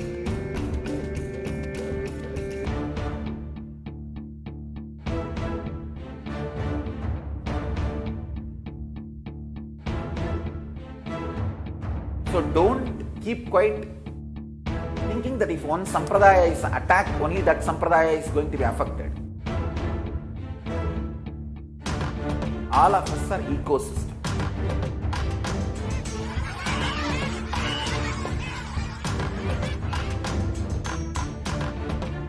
I invite all of you to get involved and enjoy Hinduism by the principle of Dharmo Rakshati Rakshitaha. When you protect Dharma, Dharma protects you.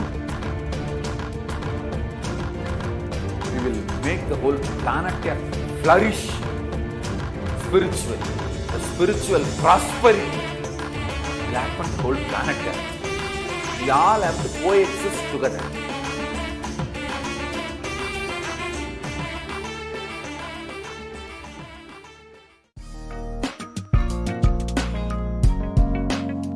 We get you health.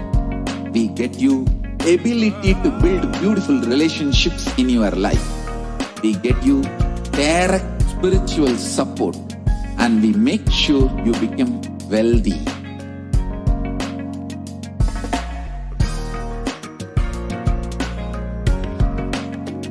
We won't stop giving you just good life. We will literally not stop till you live enlightened life. Manifesting the state of Paramashiva, space of Paramashiva, powers of Paramashiva, being of Paramashiva.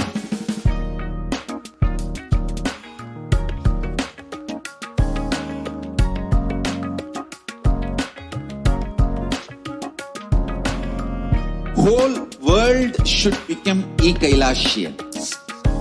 I want the whole world to know Hindus have something great to contribute to the world.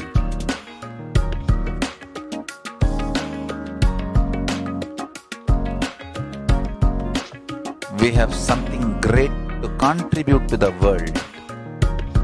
Let us do that.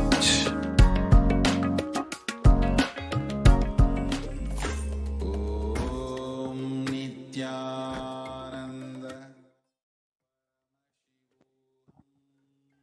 Nithyanandam. Now, I'd like to welcome back to all the viewers after that very quick break. I'd like to begin with the attacks against the Supreme Pontiff of Hinduism in 2012. And as each and every one of you know, the Supreme Pontiff of Hinduism has literally revived Kailasa for each and every one of us. And this 1 hour segment every single day is the opportunity that I'd like to take personally to share with you what the Supreme Pontiff of Hinduism has undergone to make that revival happen. And ultimately, what he is declaring as anything that he would do to make sure that each and every one of us have this beautiful lifestyle, Kailasa on planet Earth once again. In 2012, the Supreme Pontiff of Hinduism we had seen 2 years since the attacks against the Supreme Pontiff of Hinduism in 2010. We had seen so much of growth, and it was even as if we could put behind what happened in the attacks against us. In fact, in 2012, on April 29, the Supreme Pontiff of Hinduism was coronated as the Guru Mahasannidhanam, the 293rd Guru Mahasannidhanam of the Shamala Pita Sarvagna Pitam, the Kailashonata Shamala Pita Sarvagna Pitam, which is the Madurai Adinam, the oldest apex body of Hinduism. And having seen this, having celebrated the fact that the incarnation of Meenakshi, Devi Meenakshi, the one who had ruled over Madurai so many years back, was once again ruling, we saw how suddenly, despite so much of attack, success was happening in the world. And still, the revival of Kailasa was sure to happen and successfully happening. And of course, this is nothing but a Leela of the Supreme Pontiff of Hinduism, where literally, despite so much of attack, just within 1 year, completely back and contributing to the world as if nothing had happened entirely. But immediately upon this happening, anti-Hindu militant forces quickly caught on to the amount of attack, to the amount of success that the Supreme Pontiff of Hinduism was once again achieving in his mission to revive Kailasa.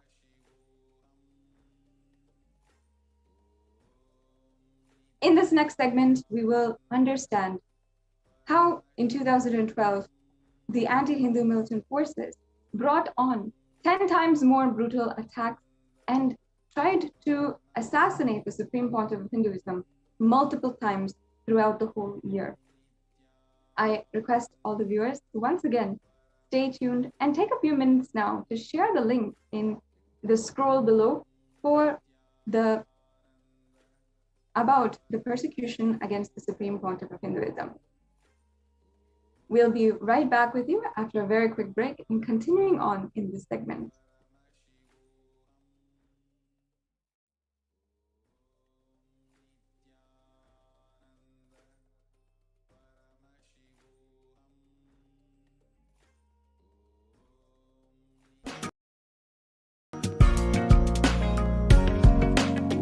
Kailasa is proper customized spiritual service helping you to identify your root patterns of suffering. We have perfected the science of helping every individual from every cultural, religious, nationality background.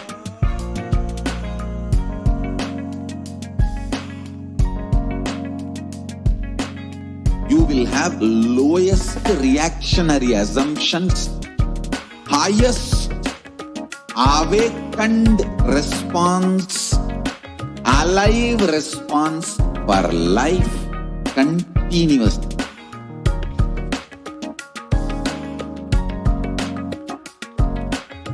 Kailasa is enlightenment ecosystem, literally enlightenment itself in your own home, wherever you are.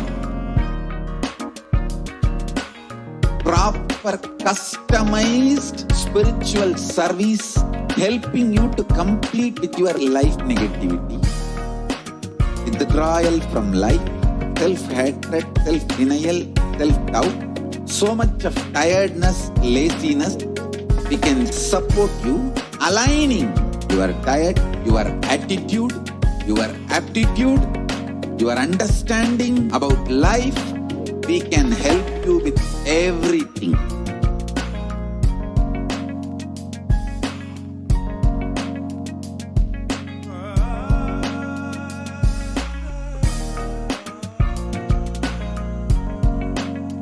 If you are interested in enlightenment, we will immediately bring this to you. If you are not interested, we will explain the whole science, inspire you and make you interested in enlightenment time. We need to cater this enlightenment science to the whole world wherever they are, because enlightenment is the birthright of all human beings. Kailasa is responsible to provide that to all human beings.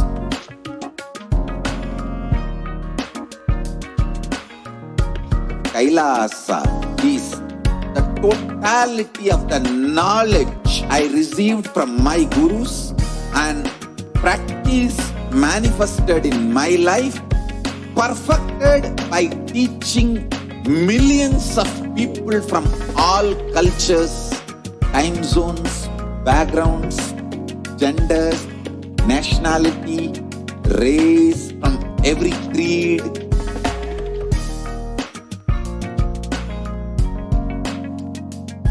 So this absolutely perfected knowledge available to you, served to you in your home without even you moving out of your couch, free of cost.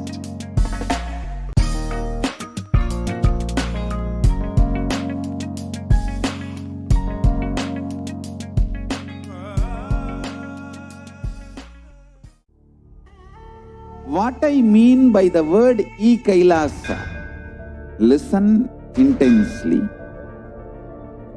Enlightenment ecosystem, literally enlightenment itself, in your own home, wherever you are. If you cannot come to Kailasa, it's okay. Kailasa can come to you. Kailasa coming to you is Kailasa.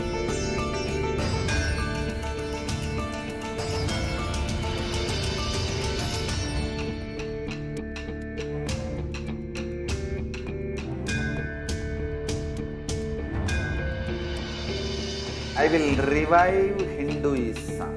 I am a Hindu revivalist, not by any revolution, but by evolution.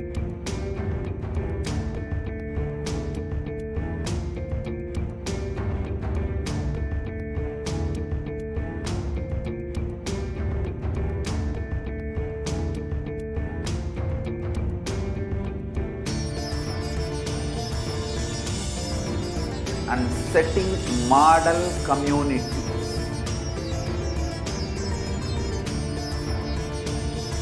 Kailasas, enlightenment ecosystems, Sarvanya Pitas all over the world.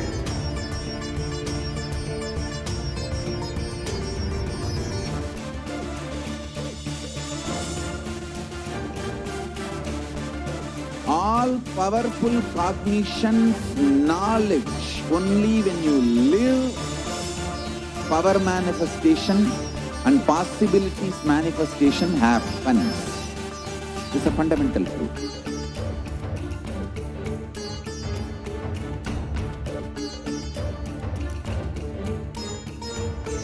Hinduism cannot live exclusively as one sampradaya. No. All sampradayas of Hinduism is an ecosystem.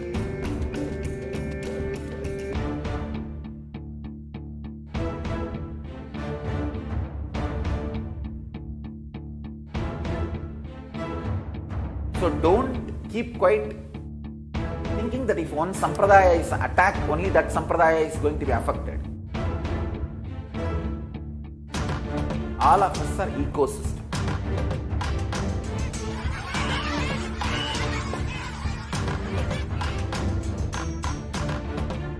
I invite all of you to get involved and enjoy Hinduism by the principle of Dharmo Rakshati Rakshitaha. When you protect Dharma, Dharma protects you. We will make the whole planet flourish spiritually. The spiritual prosperity will happen to the whole planet. We all have to coexist together.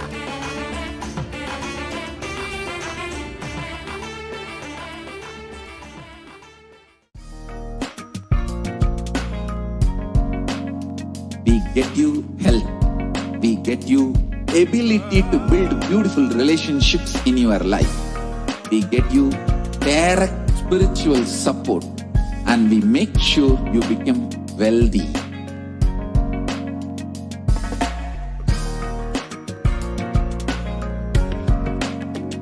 We won't stop giving you just good life. We will literally not stop till you live enlightened life. Manifest.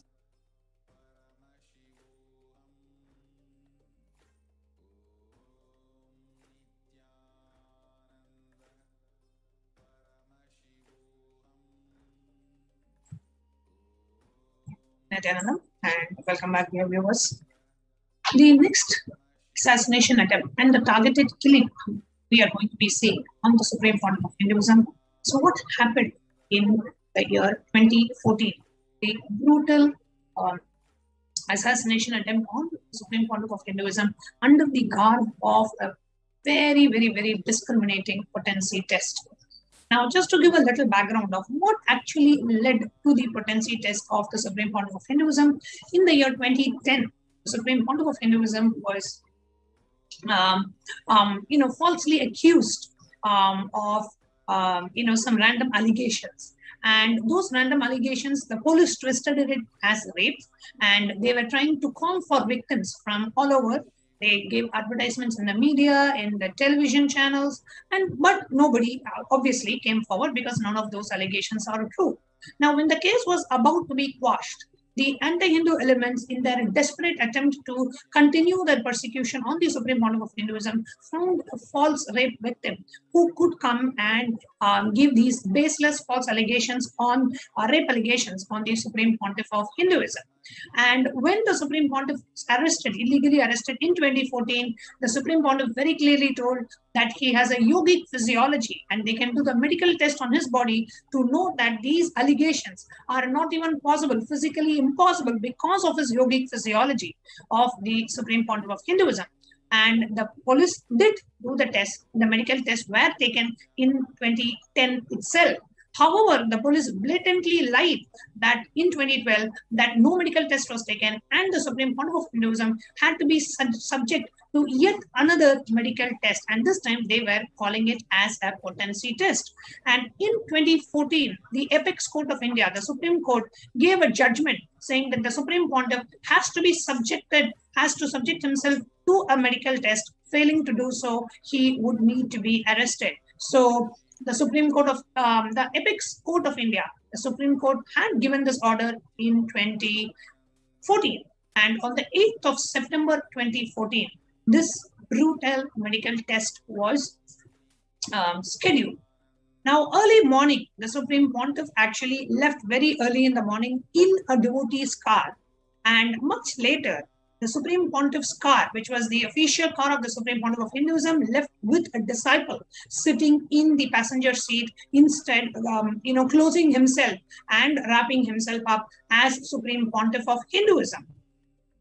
Then what happened is, as the Supreme Pontiff's car was leaving the monastery, the media elements started to hound the car. They started jumping on the car. They were putting their cameras into the dashboard of the car, and they were surrounding the car from all sides, and they tried their level best to actually stop the Supreme Pontiff from going to the medical test. And what happened was, when they actually grabbed the Supreme Pontiff out of the car and they beat him, only then they realized that it was a disciple of Supreme Pontiff of Hinduism, and that the Supreme Pontiff had already reached the hospital for the so-called medical test. A brutal test which no human being, not even actually, which no creature should ever go through, was attempted on the Supreme Pontiff of Hinduism with the only intention to assassinate the Supreme Pontiff of Hinduism. Now, the police who were handling the case knew very clearly about the Supreme Pontiff of Hinduism, because they did actually do a test in 2010 itself. However, in 2014, the Supreme Pontiff of Hinduism was subject to this brutal test, which is called as a potency test, and the only intention of the test was to assassinate Supreme Pontiff of Hinduism, and he was given multiple injections and forced to take multiple injections under the name of potency test. First, as the Supreme Pontiff was reaching the hospital, the media mafia tried to, you can see the amount of media here surrounding the ambulance of Supreme Pontiff of Hinduism. The media mafia tried to stop the Supreme Pontiff's car and tried to attack Supreme Pontiff of Hinduism. Here you can see the media chase started at around 7:30 a.m. from the Bengaluru Adinam as the Supreme Pontiff's car was leaving the Adinam. And here you can hear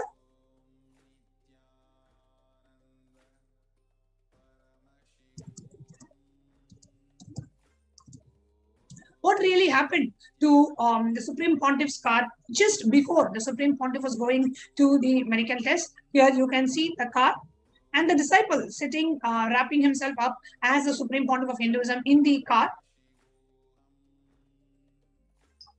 And as they were going to the hospital, the anti-Hindu elements literally attacked the car from all sides, somehow wanting to first of all stop, and second of all wanting to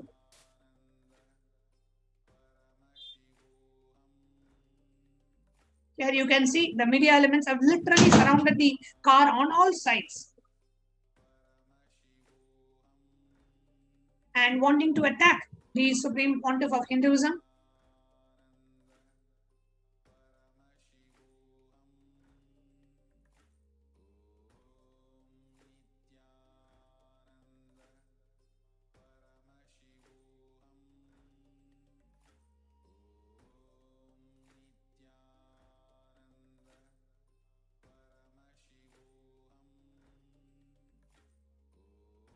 And after the Supreme Pontiff reached the hospital as well, we can see the media literally hounding.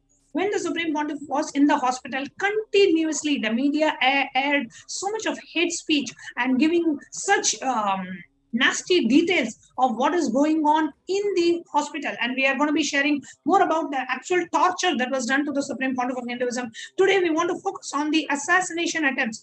How many assassination attempts were attempted on the Supreme Pontiff of Hinduism? First of all, starting from the monastery to reach to the hospital, the car of Supreme Pontiff of Hinduism was attacked, and the media mafia pulled the disciple who was sitting in the passenger seat, thinking it was Supreme Pontiff of Hinduism. The media mafia pulled the disciple out and they literally beat him to death. And after they realized that it was not the Supreme Pontiff and it was his disciple, they became even more angry, and they were beating the vehicle. And then they rushed to the hospital. Now, at that time, the Supreme Pontiff of Hinduism was already in the hospital, and he was subject to such brutal tests, and horrific damage to his body was done. And they had injected him with cardiac arrest inducing injections. They had injected him with injections just to get the expected result of the medical test as such. And when the Supreme Pontiff of Hinduism was actually being transferred from one hospital to the next, literally it was a car chase. If you had heard about how Princess Diana was chased by the media, and it actually led to the attack and the accident and leading to the death of Princess Diana herself, here you can literally see exactly the same way the media hounding the ambulance of the Supreme Pontiff of Hinduism literally from all corners. literally from all corners, and they had only one intention. They somehow wanted to get to the Supreme Pontiff of Hinduism and use this medical test as a reason to directly attack on the Supreme Pontiff of Hinduism and make it look like an accident. Here you can see this cameraman who's actually jumping from one vehicle to the ambulance. It's not even a vehicle, to the ambulance of the Supreme Pontiff of Hinduism, purporting to take a visual or to take a video, but actually the intention is that these anti-Hindu elements somehow want to jump to the vehicle and get to the physical attack and assassination attempt of Supreme Pontiff of Hinduism. Here you will see all rules broken. Only the ambulance has the right to travel on the opposite side of the road. However, every anti-Hindu element and media, they are completely violating the rule, and they are surrounding the ambulance from all sides. Even the police is not able to do anything. Actually, the police and the anti-Hindu elements go hand in hand. So the police, even the police vehicle, which is supposed to give protection to the Supreme Pontiff of Hinduism, is a few vehicles away from the actual ambulance itself. And here you can see this person who is the anti-Hindu media mafia trying to somehow, this is in the middle of the road while the vehicle is going, somehow they wanted to bring the ambulance to, attack the ambulance, get to the Supreme Pontiff of Hinduism, somehow before the Supreme Pontiff gets to the Adinam. Here you can see how this person is actually literally out of his car, and all these things we have seen in movies, but here you are seeing it live happening to the Supreme Pontiff of Hinduism, a continuous attack being done.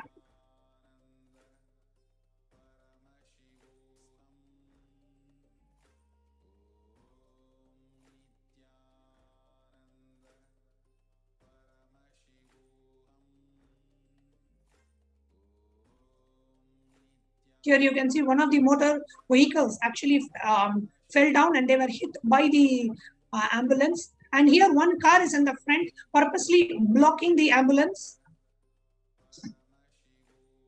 Actually, the ambulance has the right of the way. All cars, all vehicles have to go to the side, but that is the vehicle of the anti-Hindu element wanting to attack the Supreme Pontiff. Supreme Pontiff is inside the ambulance and his body has been utterly damaged by what happened on that day.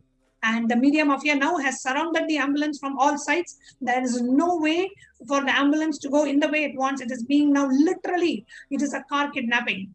The media mafia is surrounded on all sides. They somehow want to only attack the Supreme Pontiff of Hinduism.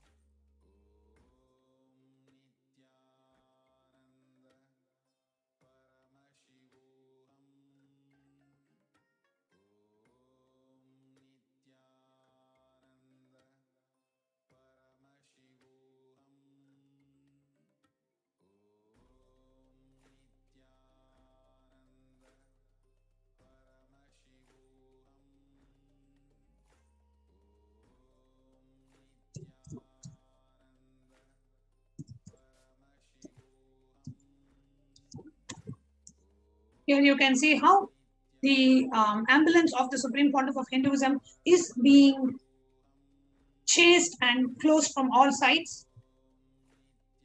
And now the hunt continues. The 40-kilometer stretch from Manivala back to Bidadi, the anti-Hindu elements did not want to give up. They did not want to miss any one chance. They didn't want to miss even one chance of leaving this opportunity to assassinate the Supreme Pontiff of Hinduism. Literally, you can see it was a mad chase. It was literally like a car surrounding the car from the Supreme Pontiff's ambulance from all sides. Somehow the media mafias are trying to get to the car. Under the pretext of airing it live, or under the pretext of taking the video footage, the whole intention is to get to Supreme Pontiff of Hinduism, and they did not stop till the gate, the very monastery gates of the Supreme Pontiff. And finally at the gate, when the car actually reached the gate, they staged yet another assassination attempt. The car in which the Supreme Pontiff traveled for the medical test was completely damaged. It was punctured and damaged, and it was broken, and you can actually see the bumpers dented and the glass broken. And that was the very same car the Supreme Pontiff traveled in the morning, and he could not travel back in that same car because the car was completely damaged. And here you can see the ashram driver is now being beaten, and is pulled out of the vehicle and is completely beaten by the anti-Hindu elements. And even at the gates of the monastery, the anti-Hindu elements didn't want to rest or relent, and they are continuously attacking. And it was an extremely traumatic experience. And the anti-Hindu elements somehow want to get to the Supreme Pontiff of Hinduism, and they created yet another extreme situation and scene at the gate. As the Supreme Pontiff, the car somehow managed to get Supreme Pontiff back into the Adinam. The attack continued. And even at the gate, here you can see the anti-Hindu militant mafias trying to create a violence at the gate, and the police are just standing and watching. And it was extremely barbaric attack. And the whole day, the TV channels were airing such pornographic material, so much of hate speech and character assassination on featuring Supreme Pontiff of Hinduism and the so-called discriminatory potency test against the Supreme Pontiff of Hinduism. Here you can see the car in which the Supreme Pontiff traveled in the morning is completely broken by the anti-Hindu elements. The windows were broken, the bumpers were broken, and now at the gate, the anti-Hindu elements now are staging a violent attack.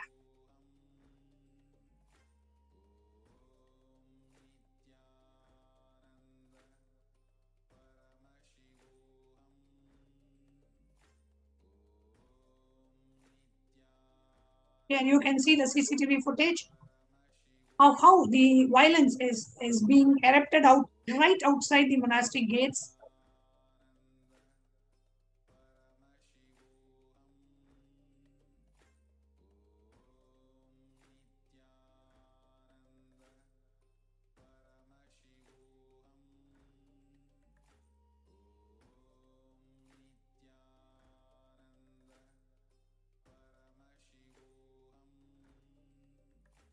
Here you can see this is the very car that the Supreme Pontiff traveled in the morning.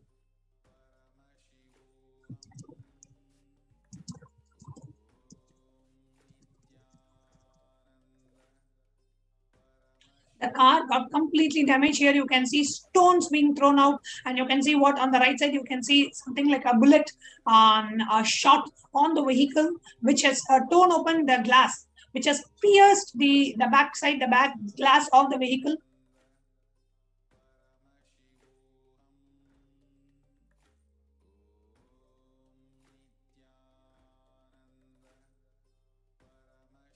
And this is the very same car the Supreme Pontiff traveled in the morning.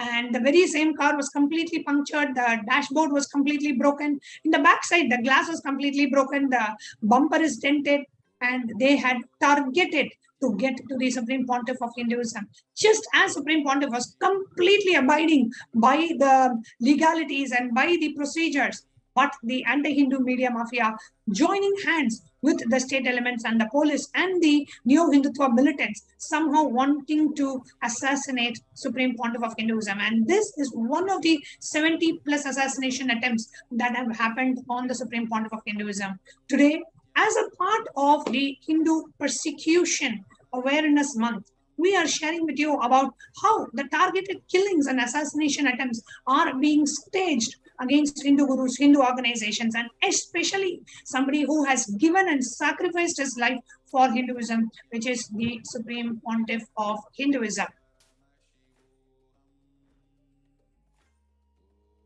And we will be in the upcoming segments of this program and in the upcoming segments of this show in this month, we will be continuing to share with you the more attacks, persecution, lawfare, hate speech that is currently being spread, and that the persecution happening against the Supreme Pontiff of Hinduism.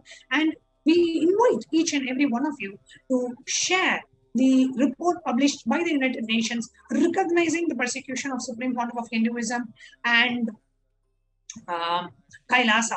Please share that with the hashtag UN recognizes persecution of HDH Nithyananda and Kailasa.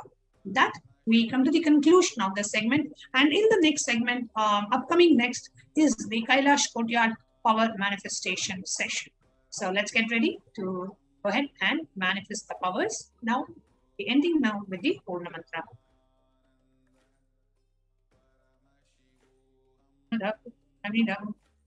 Purnamudachyate Purnasya Purnamadaya Purnamevavasishyate Om Shanti Shanti Shanti Hari Om Tat Sat Sarvam Bhagavad Shri Nithyananda Paramashivam Paduka Arpanamastu Om Nithyanandam.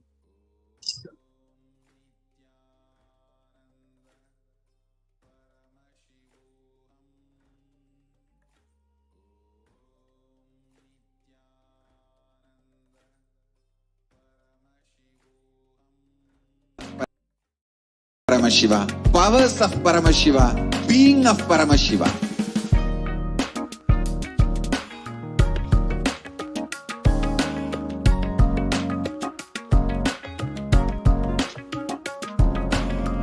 Whole world should become Kailashians. I want the whole world to know Hindus have something great to contribute to the world.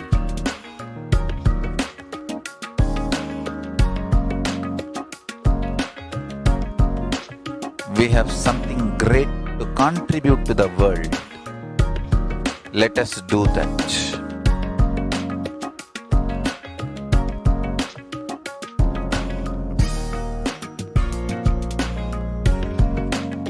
Kailasa is proper customized spiritual service helping you to identify your root patterns of suffering. We have perfected the science of helping every individual from every cultural, religious, nationality background.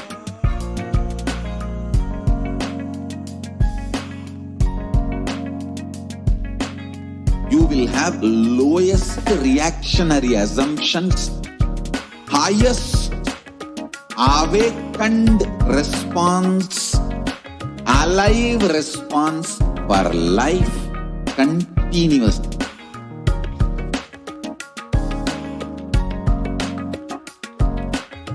Kailasa is enlightenment ecosystem, literally enlightenment itself in your own home, wherever you are. Proper customized spiritual service helping you to complete with your life negativity. Withdrawal from life, self-hatred, self-denial, self-doubt, so much of tiredness, laziness. We can support you aligning your diet, your attitude, your aptitude, your understanding about life. We can help you with everything.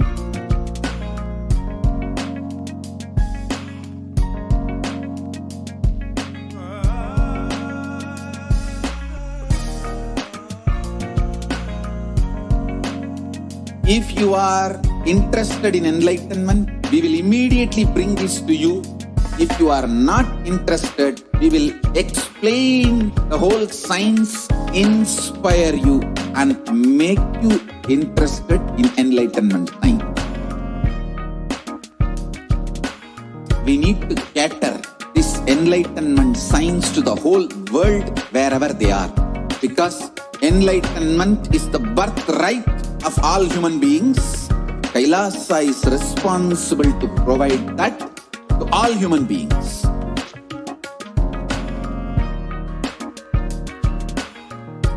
Kailasa is the totality of the knowledge I received from my gurus and practice manifested in my life, perfected by teaching millions of people from all cultures, time zones, backgrounds, genders, nationality, race, from every creed.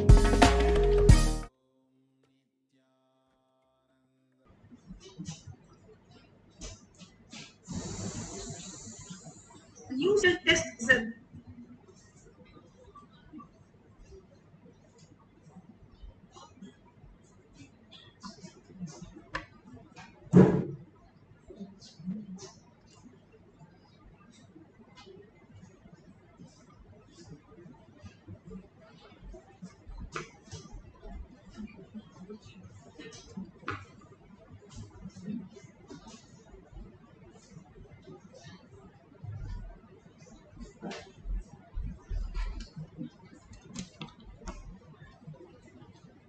of Hinduism, Jagadguru Mahasanidhanam, His Divine Holiness, Bhagavan Nithyananda Paramashivam. Let's start with the Sadguru Vandanam. Nithyanandam Paramasukhanam Kevalam Jnanamurtim Dvandvatitam Gaganasadushnam Tattvamasya Laksham Ekam Nityam Vimalamachalam Sarvadi Sakshi Bhutam Bhavatitam Trigunarahitam Sadgurum Tam Namami. Let's go through the disclaimers. Security measures. No photography, video, audio recording. Important cautions.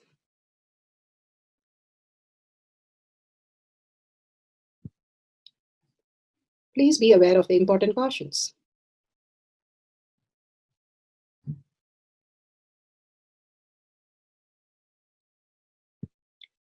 What is spa manifestation? Let's hear from Bhagavan himself explaining what is spa manifestation.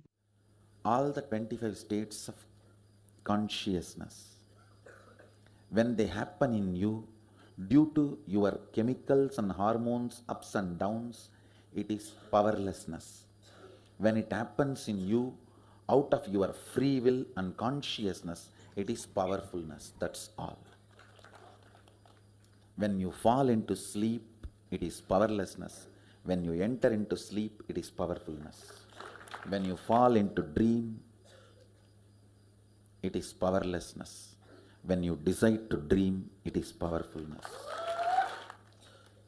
So I have added the ultimate powerfulness, Turyatita, in your whole being and doing, manifest all the powers. Understand, power manifestation is nothing but cognitive shift. It is not work.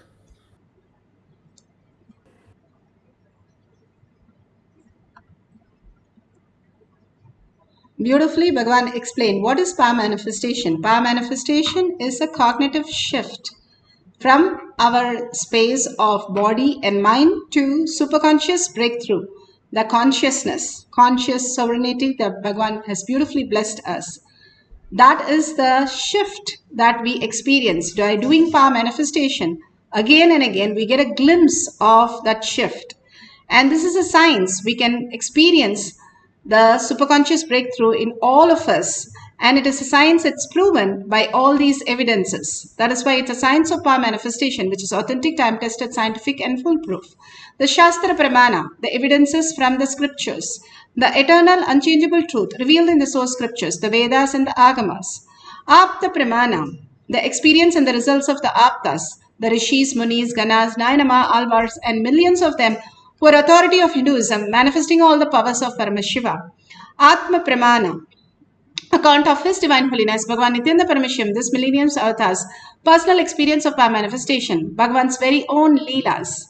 Bhagavan Leelas mapping to the Shastra and the Apta Pramana.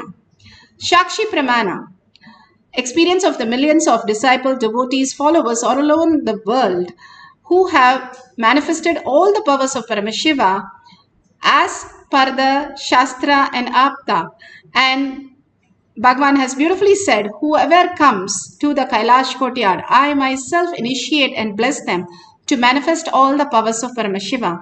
Bhagavan's presence can be really experienced as reality in the Kailash courtyard.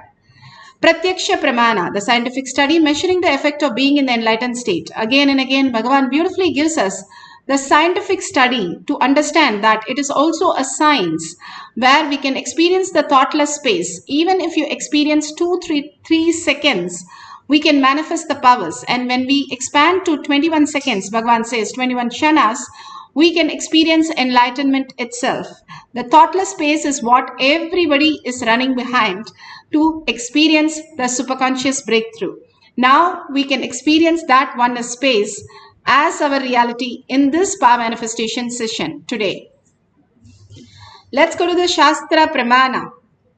Shastra Pramana are the eternal, unchangeable truth revealed in the source scriptures, Vedas and the Agamas.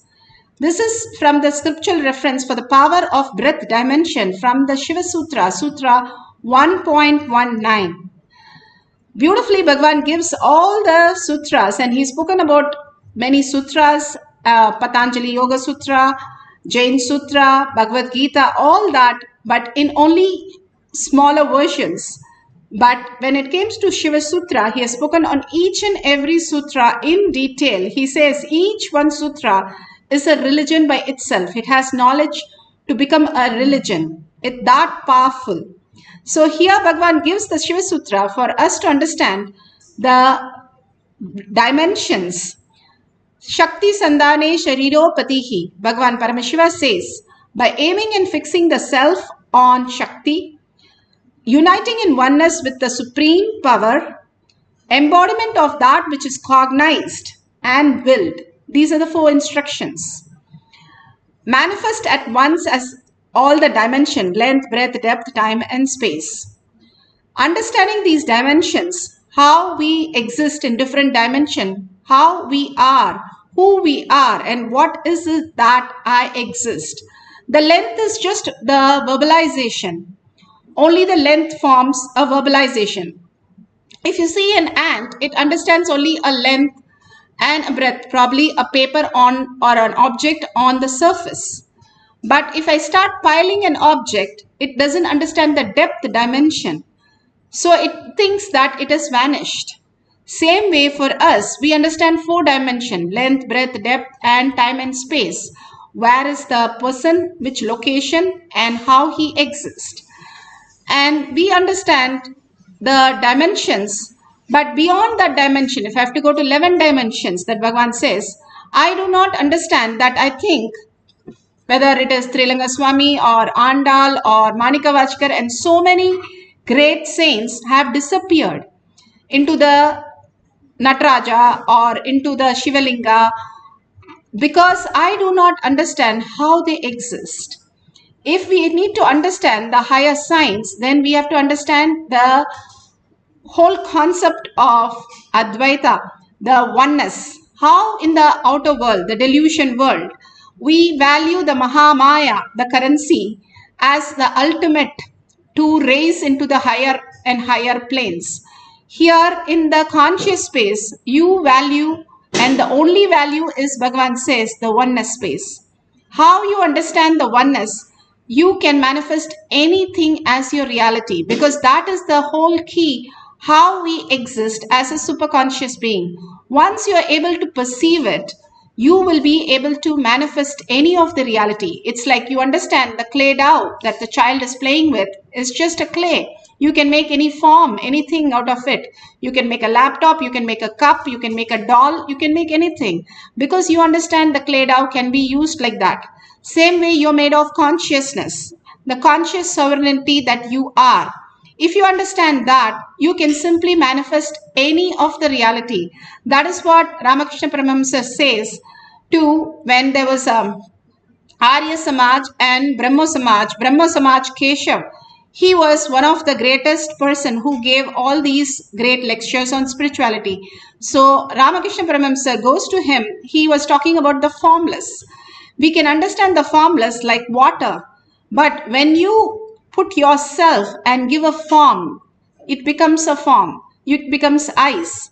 Same way, the formless that is there as consciousness can simply manifest as reality when you give a form, a perception to it. That will happen once you understand that how you know about a clay, you should know about the conscious sovereignty.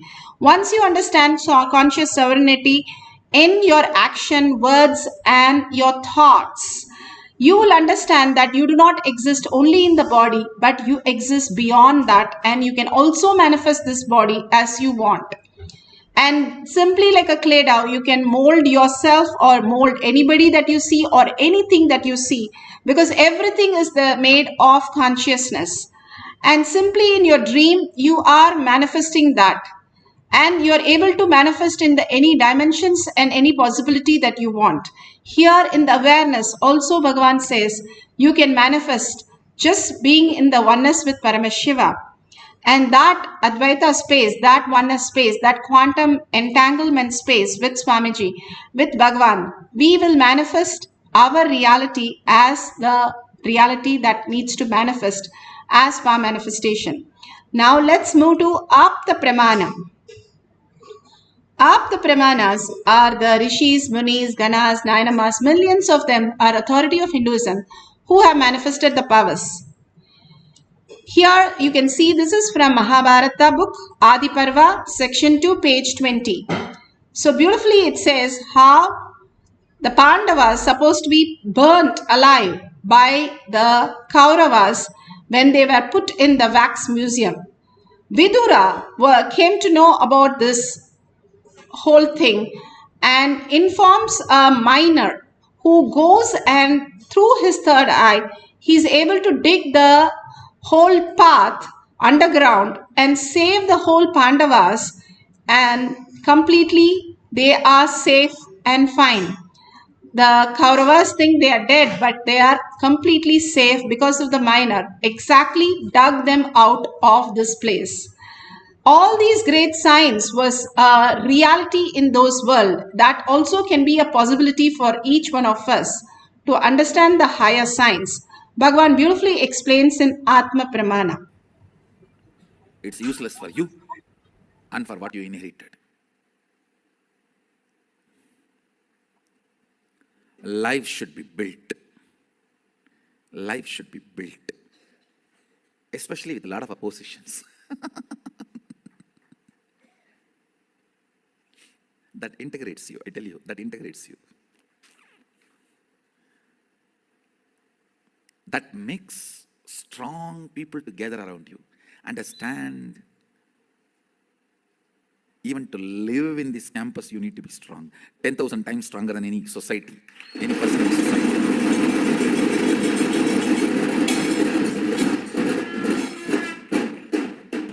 Really, I'm telling you.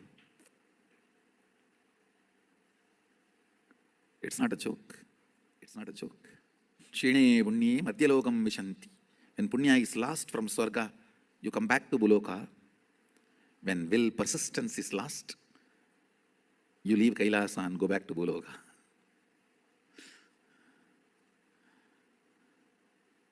I tell you.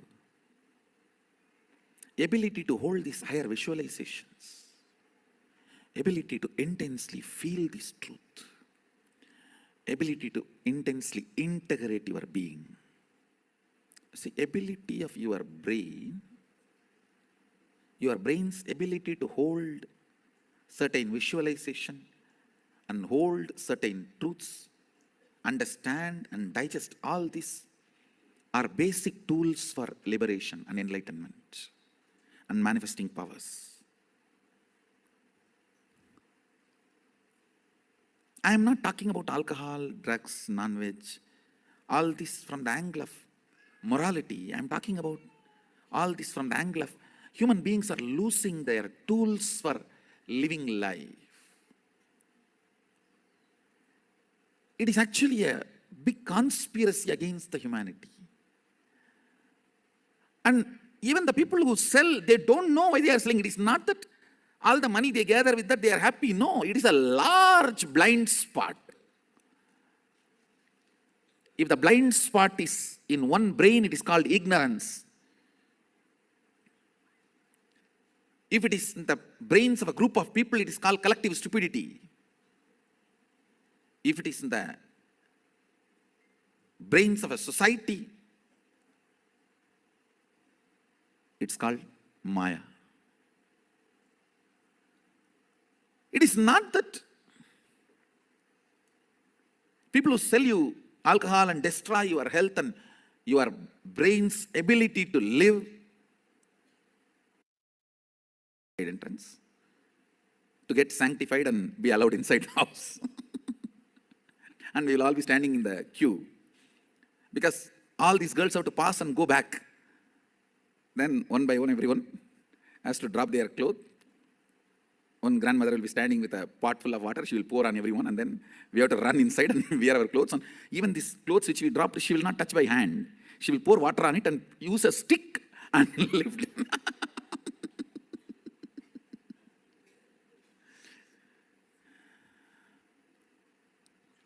Now when I look, especially when I drive the streets of Tiruvannamalai, I can see cultural genocide.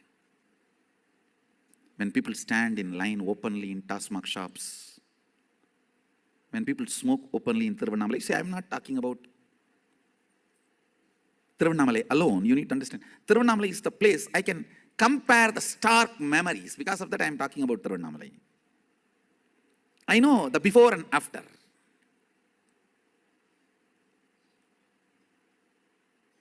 1980s and this 2018s. I can see the stark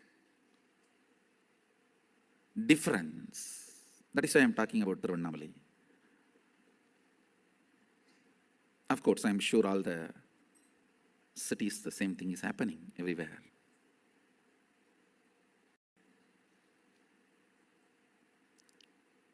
I'm not concerned about this alcohol and non-veg and all this from any moral sense, understand? I'm concerned about all this because they reduce the frequency of your consciousness. That is where the whole problem is. The ability to grasp life, ability to involve life in life. I tell you.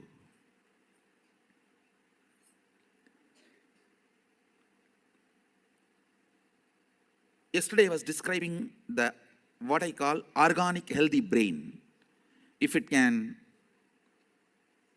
understand a verbalization and hold that visualization, I call that as organic healthy brain. If you don't have organic healthy brain, not only you can't become enlightened, you can't be even an ordinary grihastha, understand? It's not that your grihastha means just die in gutter, no.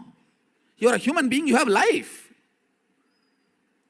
One of the important things you need to understand, do not push all my teachings on, dump on sannyasis and say, oh, we are grihasthas, we don't need all that. Come on, I'm talking to consciousness. Many times we tend to do that. A healthy brain, healthy organic brain is required to uphold anything and make it successful in your life. Understand? Life is too complicated. Too much of complexities. Yesterday I made a statement. Society will hate you, rate you, judge you, beat you. It will do everything. Beyond that, what makes you stand, that is what you are.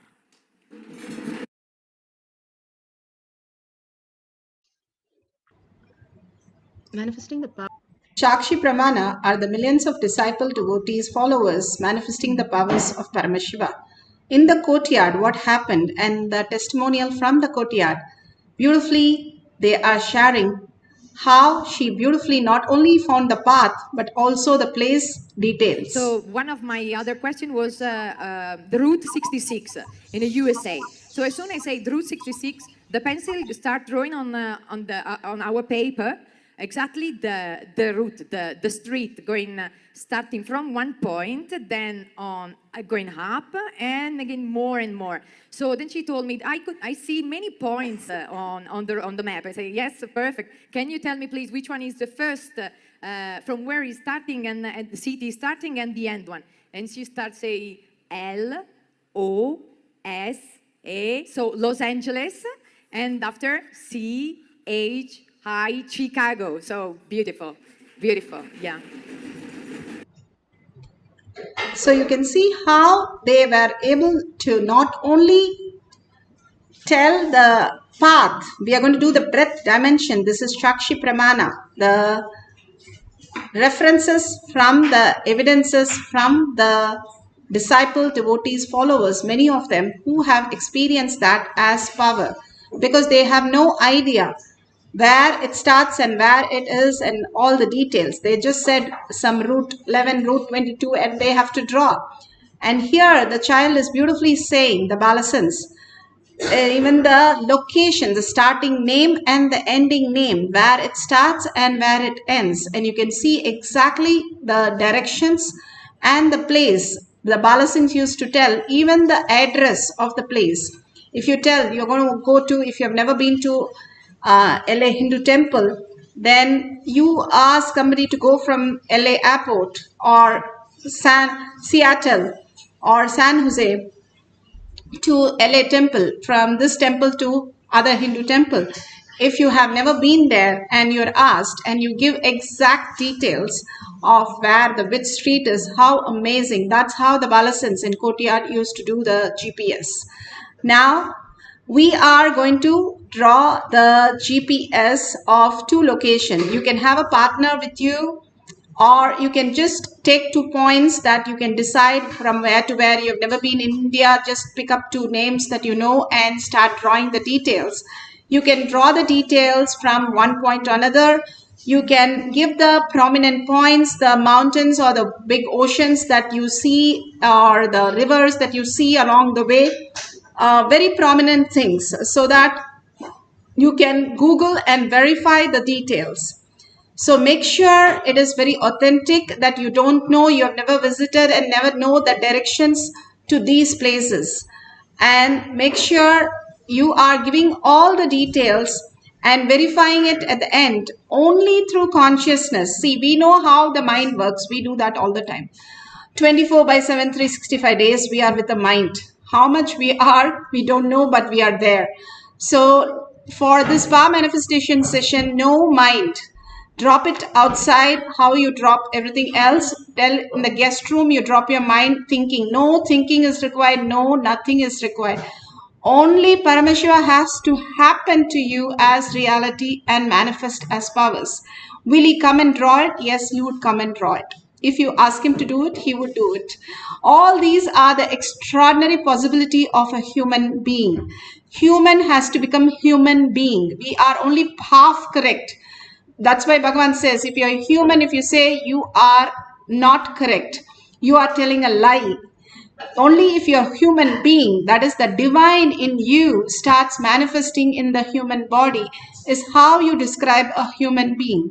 So all of us can experience the ultimate consciousness that Paramashiva has downloaded in us, initiated. If you are part of this session, be very clear. Whoever you are by mistake, you put yourself a foot inside this first time you're coming into this Kailash Kotiyad, never mind, you have stepped into the superconscious space.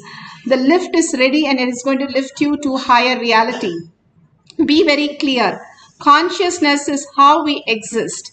That is conscious sovereignty, that how we exist, the very core of us, the Paramashiva space in us. The more and more you entangle in the quantum space as oneness, and you understand how you exist as an existential reality, you will start manifesting all the powers of Paramashiva. Now we'll get into the deep meditation for 20 minutes, 2 cycles. Before that, if you can take your Kantamala and apply the Jnananjan in your temple and third eye, that will be wonderful. If you can set up your camera, that is awesome.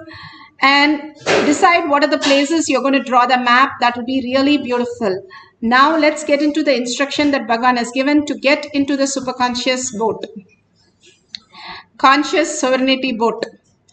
So here you sit straight with your head, neck and spine in a straight line so that the Kundalini energy not only stays in the lower three chakra but also raises to the Anahata and the Sahasrara to manifest all your reality and your third eye itself. Please sit straight, put away your gadgets, put away your mind, put away your thinking, everything out of the way. Only have visualization of Bhagavan and verbalization of his words. All that we need to do is only hold on to that and absolute unclutching from every thought which comes. Na-eti, nothing is there. 14 years, the beautiful story of Swetaketu, he was such a learned person, whether it is Hanuman, here it is Vivekananda or Swetaketu, all were great learned people. When Vivekananda was told about Ramakrishna Paramahamsa, he said, why should I go to a person who doesn't even know to sign? I have read everything, all the scriptures in the world. So that is how they started. When Hanuman first met Rama, he questioned Rama in 9 grammar in Sanskrit to check out that Rama is capable of handling. Understand all these great truths and you'll understand you're also part of that unconscious space. So the 14 years, what he was supposed to do is Swetaketu, na eti, what all he learned, he has to say, no, it is not me, it is not me, it is not me. And finally, he forgot even to count because his guru told after 1,000 cow, come back. His cow came and said, we have become 1,000, please go to your guru. And then he went to his guru and got the blessings, finally initiated into the enlightened space.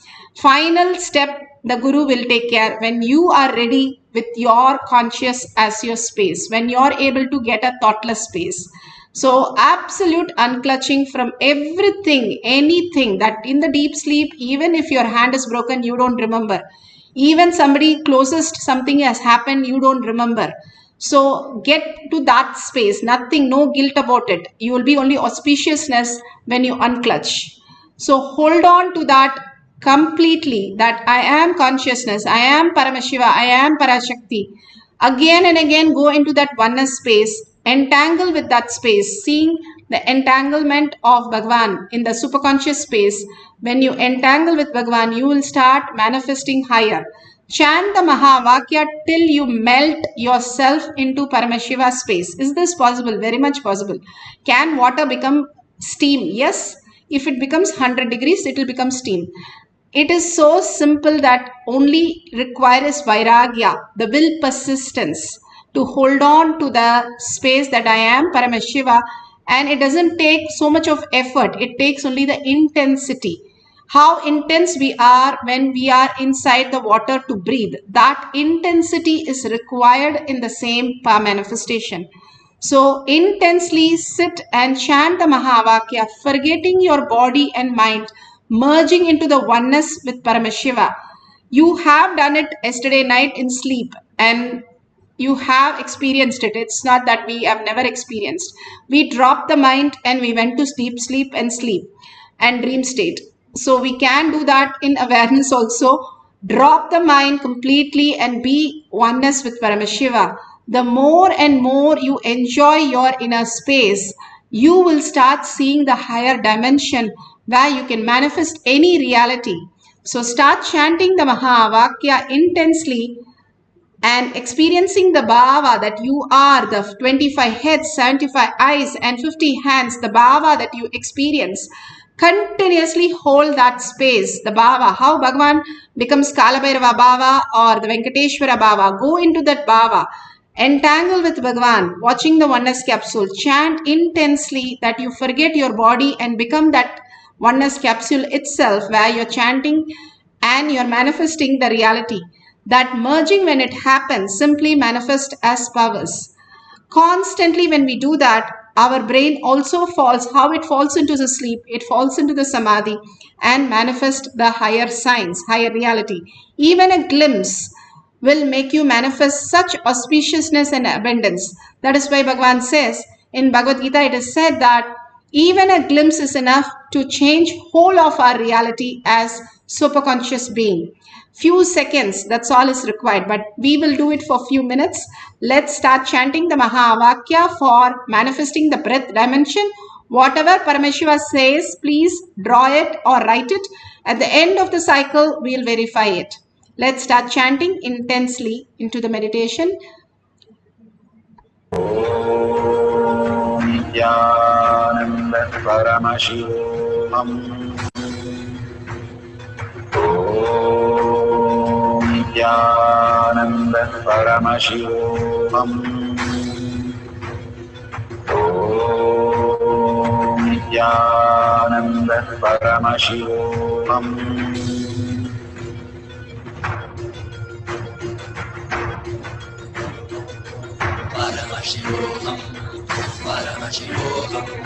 Let Paramashiva's third eye manifest in all our third eyes. Let the Amrita pour, let the Vani open up, manifest in all of us.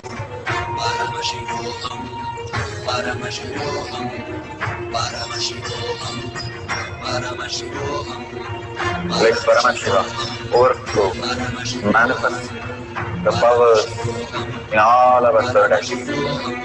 Om Nithyananda Paramashivoham.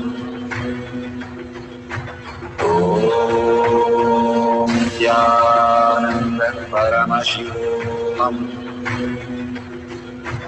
Om Nithyananda Paramashivoham.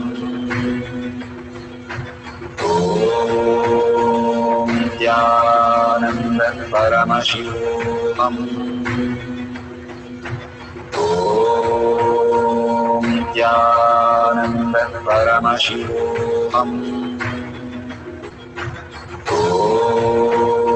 Om Nithyananda Paramashivoham.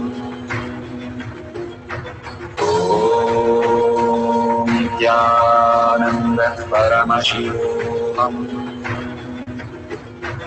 Om Nithyananda Paramashivoham. Om Nithyananda Paramashivoham. Om Nithyananda Paramashivoham.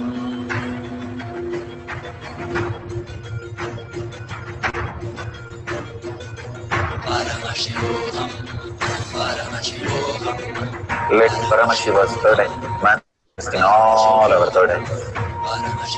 Let the Amrita pour, let the Vani open up, manifest in all of us.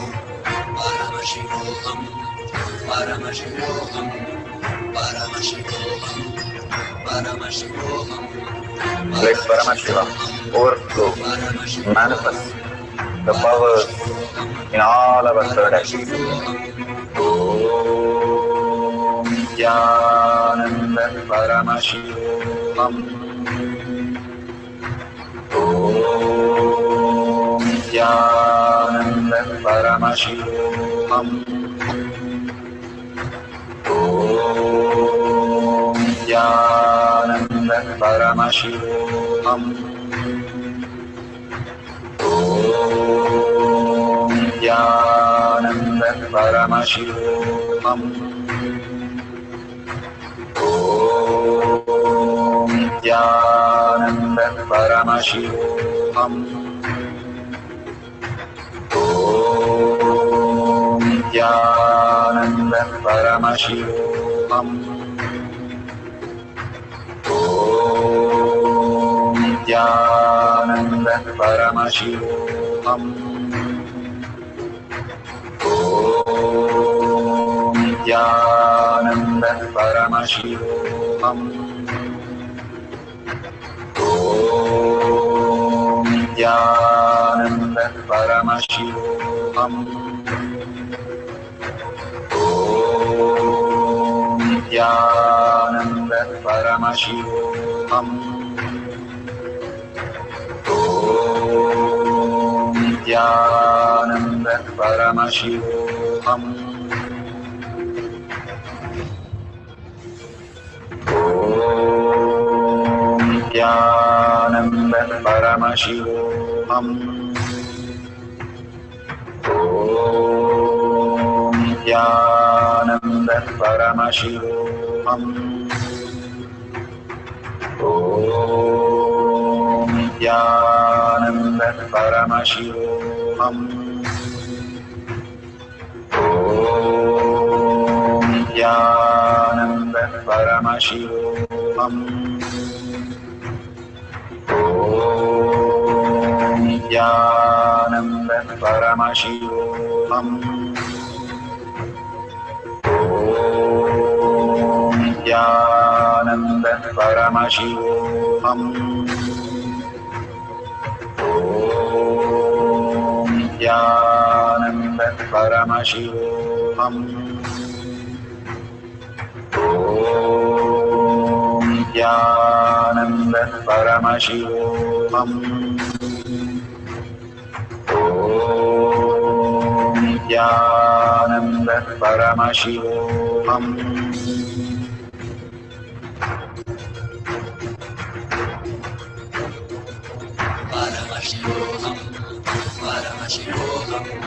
Let Paramashiva's third eye manifest in all our third eyes. Let the Amrita pour, let the Vani open up.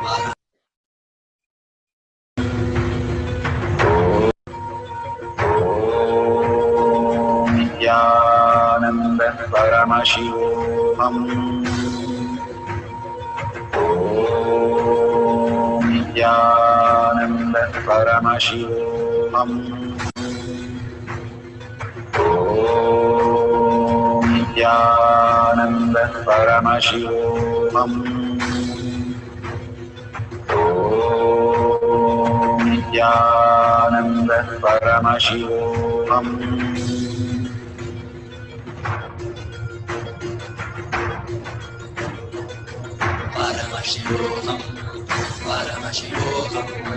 Let Paramashiva's third eye manifest in all our third eyes. Let the Amrita pour, let the Vani open up, manifest in all of us.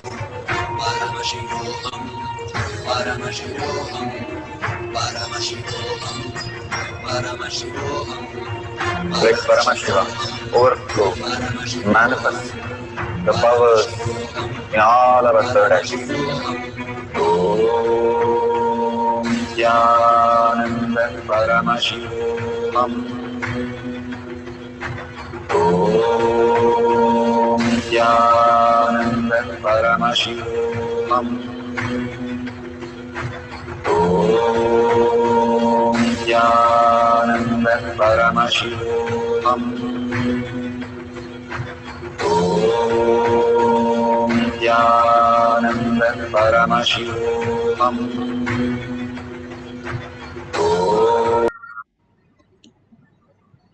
So beautiful. If you have manifested the power of breath dimension, the GPS, from one location to another, beautiful. Or if you feel you have not yet manifested, you can pick up another location, another few locations, and write down. All that you need to understand is the very breathing that we are doing is a manifestation. The very being that we are, the body and the mind, is a manifestation. If we are saying that we are not manifesting, first we have to look in what is manifestation.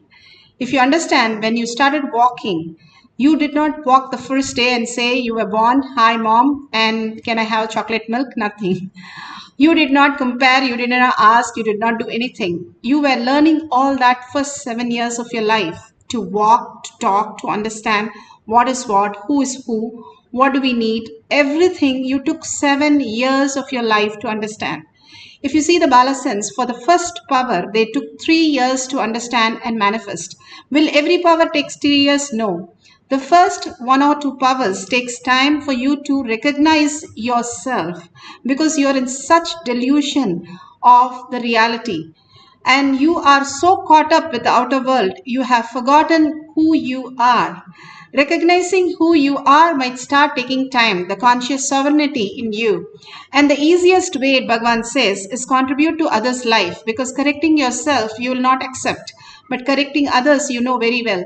So when you solve others' problem, when you make others complete or contribute into their life, making them understand Bhagwan's blessing, initiation, satsang, the higher signs basically, up the ladder. If you make somebody, if you can't find a parking lot, they are complaining to you, you take them to your house and say, come, I can show you from my balcony, and there is a parking lot there.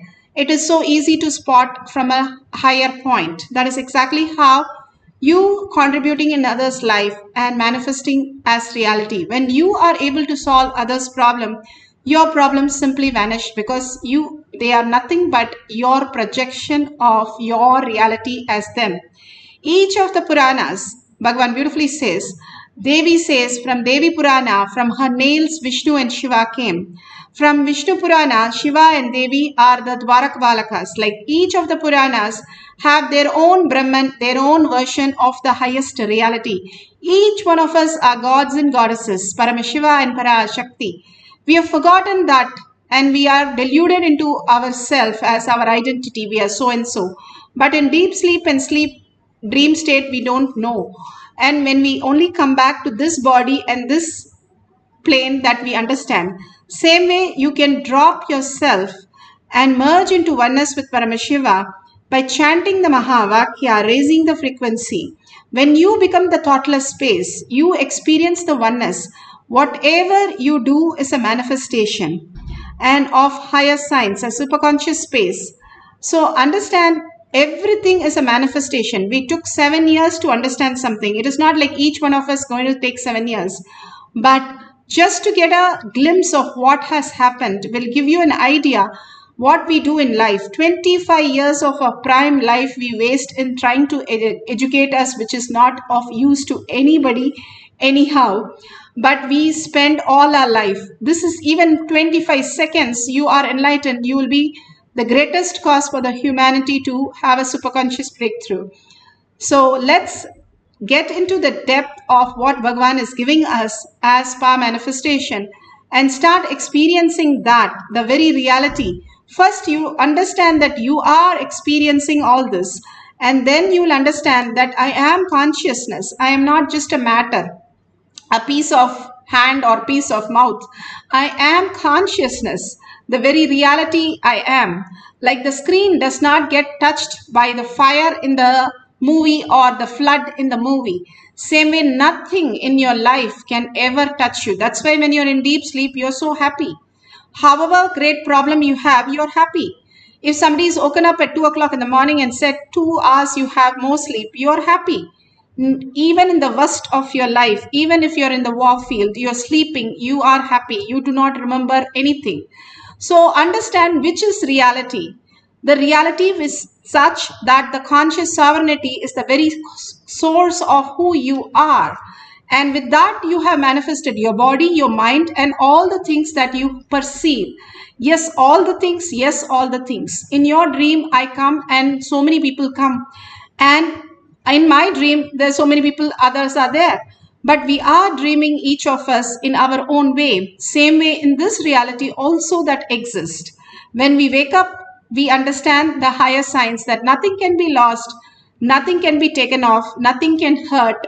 We are pure oneness space of consciousness. For us to realize that auspiciousness, Bhagavan gives simple exercise. How you have the simple physiotherapist to take care of big things. Same way, Bhagavan gives a simple glimpse of Paramashiva space that we get soaked into it. Even a little will just pull you. How the small ions kept near the magnet just sucks it in. Same way, you are pulled in, the more and more you start enjoying power manifestation. So let's now start the GPS from 2 locations that you completely don't know. Write the names and start drawing it. And at the end of the cycle, you can verify everything. No hurry. We'll have enough time. So now let's get into the deep meditation of oneness. and start chanting the Mahavakya, merging into Bhagwan and completely experiencing that oneness. Be in that bhava that you are Parashakti with your 25 heads and 75 eyes, and feeling that oneness, the mother energy in your space, the Paramashiva, the strength that you are who you are, and chanting the Mahavakya continuously. And whatever she gives, please make a note, and at the end we will verify. Let's start chanting. Put away your gadgets, put away your thinking, mind, everything, no doubts. Let's start chanting, unclutch from everything that you know as you.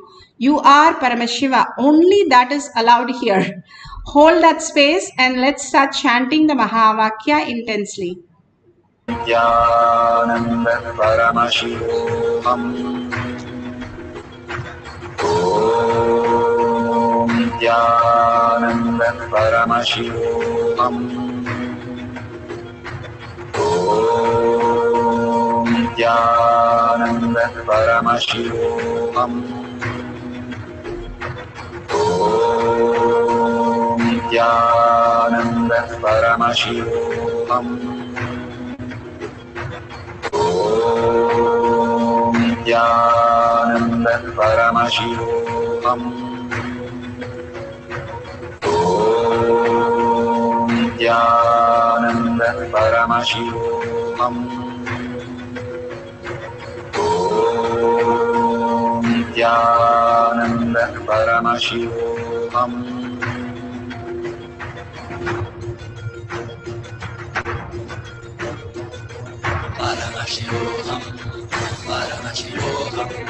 Let Paramashiva's third eye manifest in all our third eyes. Let the Amrita pour, let the Varni open up, manifest in all of us.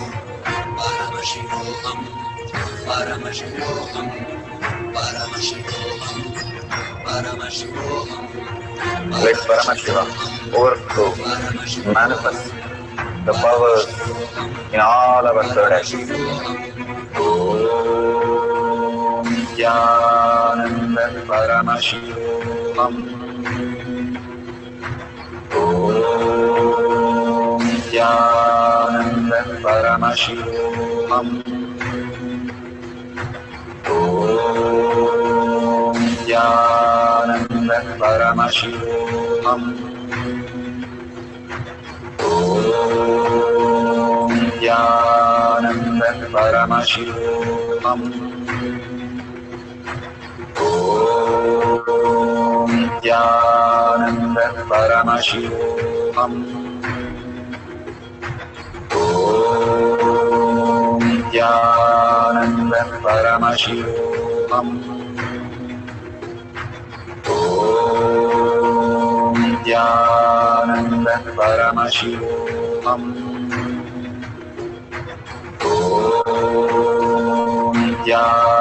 Nithyananda Paramashivoham. Om Nithyananda Paramashivoham. Om Nithyananda Paramashivoham. Om Nithyananda Paramashivoham.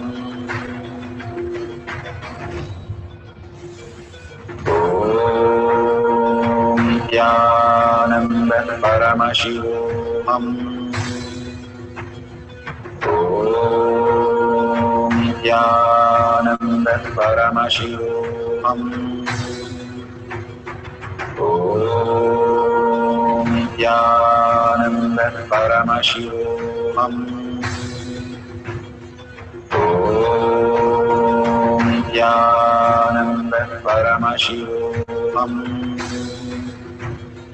Om Nithyananda Paramashivoham.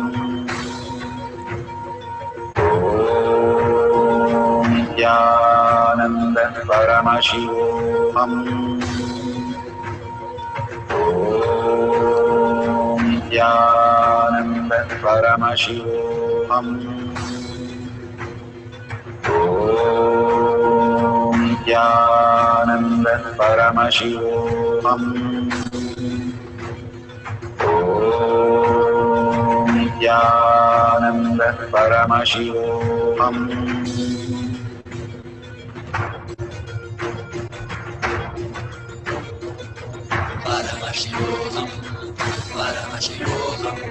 Let Paramashiva's third eye manifest in all our third eyes. Let the Amrita pour, let the Om Nithyananda Paramashivoham. Om Nithyananda Paramashivoham. Om Nithyananda Paramashivoham. Om Nithyananda Paramashivoham. Om Nithyananda Paramashivoham.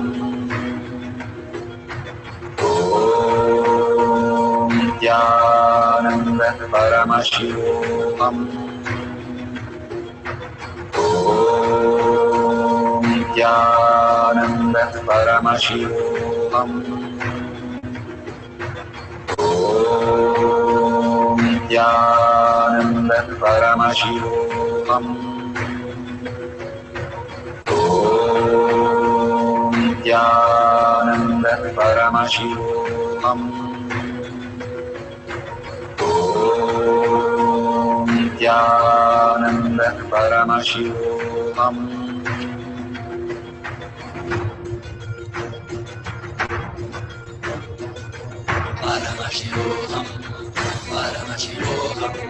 Let Paramashiva's third eye manifest in all our third eyes. Let the Amrita pour, let the Varni open up, manifest in all of us.